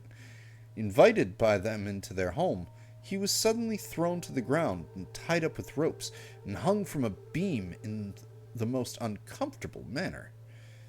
While climbing trees and branches, Sun Wukong turned back and saw a glimmer of light. Realizing that his master must have encountered Yaogwais, he summoned the local keeper for details and learned that the glimmer was from the celestial bathing spring, which had been taken over by 7 spider guais, known that they bathed 3 times a day. Sun Wukong transformed into an eagle and swooped down and stole all of their clothes from the rack. Bajie, seeing so many women's clothes, persistently inquired and learned that 7 guais were bathing. Overjoyed, he rushed to the spring without any hesitation. He stripped off his black garb and jumped into the water, transforming into a catfish guai. The spiders tried to catch him, yet none of them succeeded. Recognizing one of them as an old acquaintance, Bajie mischievously swam around her legs. He floated and dived around her until he was out of breath and hazed. The guais, retreating to their cave, fetched some old clothes and called upon several adopted sons to guard the house while they headed for the Temple of Yellow Feathers to seek aid. Meanwhile, Bajie retraced his steps and reunited with the Fellowship. Together they defeated the insect sons and freed their master. Without delay, they hurried to the Temple of Yellow Flowers. The temple master, who had practiced alongside the 7 spider guys, learned that Tang Monk was a monk of 10 lifetimes, merits, and that his fellow spiders were humiliated, prepared 4 cups of poisoned tea, intending to exact revenge on the fellowship and ultimately consume Tang Monk. However, Sun Wukong saw through the ruse, overturned the teacups, and defeated the spider guys, forcing them to retreat. The Taoist master then engaged him, prompting Wukong to order Bajie to eliminate the 7 spider guys in his stead. Following his command, Bajie wielded his rake and struck down each of the spiders, sparing only the last one. Remembering their brief affair in the water, he hesitated, and with a final thrust of his rake into the ground, he told her to flee for her life. Huh. Yep, there's the yellow guy. We'll get his description soon enough. And then characters. Shu Bajie.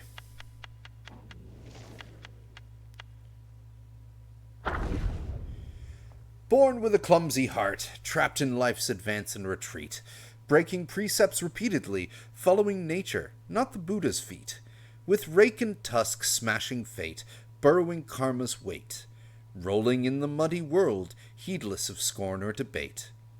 In the highest sky above the jade pool, amidst the swirling clouds and mist, celestial maidens flitted to and fro. Today, the Queen Mother of the West was hosting a lotus viewing banquet, and Admiral Tianpeng walked past the gate and saw a tall, burly man blocked by a celestial maiden. "Admiral Curtain Raiser," the maiden said in a polite but cold manner. "Without a handwritten invitation from the Queen Mother, you cannot sit by the pool. If you don't mind, why not take a seat in the side hall and have some tea?" The burly man responded in obedience, but his gaze fixed in the main hall. At such behavior, Tianpeng subtly shook his head. A faint smile played on his lips. He presented his invitation to the other maiden at the gate and strode in, his head held high. The banquet was in full swing, with celestial officials exchanging toasts, their joyful laughter resonating throughout the hall, creating an atmosphere of mirth and merriment. Tianpeng, an admiral who guarded the celestial river, seldom attended such festive gatherings. However, he managed to greet everyone as if he was well acquainted with them, all while mindful not to overindulge in wine. The god of longevity stood beside the Queen Mother, stroking his beard, and chuckled. "Such extravagance! I wonder how would the peach banquet surpass it?"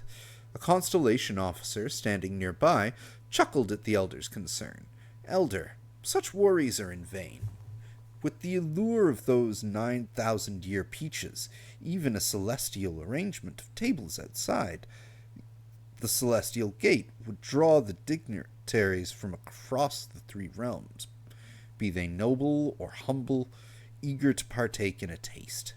A red-faced immortal sneered. "It's not the peaches they seek, but rather bow before the Jade Emperor and the 3 Supremes, and worship the Buddhas of the West. Such assemblies are scarce pretexts for them to curry favor and bask in the company of the divine." The Queen Mother spoke with solemn dignity. "The Peaches banquet is no trivial matter. Our gathering today is but a prelude, a rehearsal of the rites and the rituals that must be executed with exactness and reverence." Upon concluding her speech, the Queen Mother signaled to the Lord of Luna with a glance, and with a few claps of his hands, a group of maidens dressed in white entered the hall. The maidens took their positions by the jade pool and began to play instruments, sing, and dance. Among them, one dancer, with hair like silver and a dress like clouds, stood out with her exceptional grace. Tianpeng had never seen the beautiful celestial maiden so closely, and he was fascinated. A celestial maiden in a violet gauze dress, holding an exquisite cup of wine with both of her hands. "Admiral," she called softly. Drenched in his fascination, Tianpeng took the cup from her hands, yet his gaze never left the white dancing sleeves. After the dance concluded, Tian Peng regained senses. He rose up to toast the Queen Mother, yet the queue was long, I see, and by the time he reached the end of it, he found himself already outside the gate. Suddenly, he heard someone shouting, "Shoes! His shoes!" He looked over and saw two celestial officers supporting a drunken monkey as they hurried past. Tianpeng thought to himself, when will I ever be as drunk as that monkey? Oh, cute. Alright, cool. So we've got 4 characters left to find. 8 chiefs. Oh wait, no, not 8 chiefs. Yeah, 8 chiefs. 8 chiefs. 4 kings. And 6 regular enemies left in this chapter. And of course, 6 meditation spots.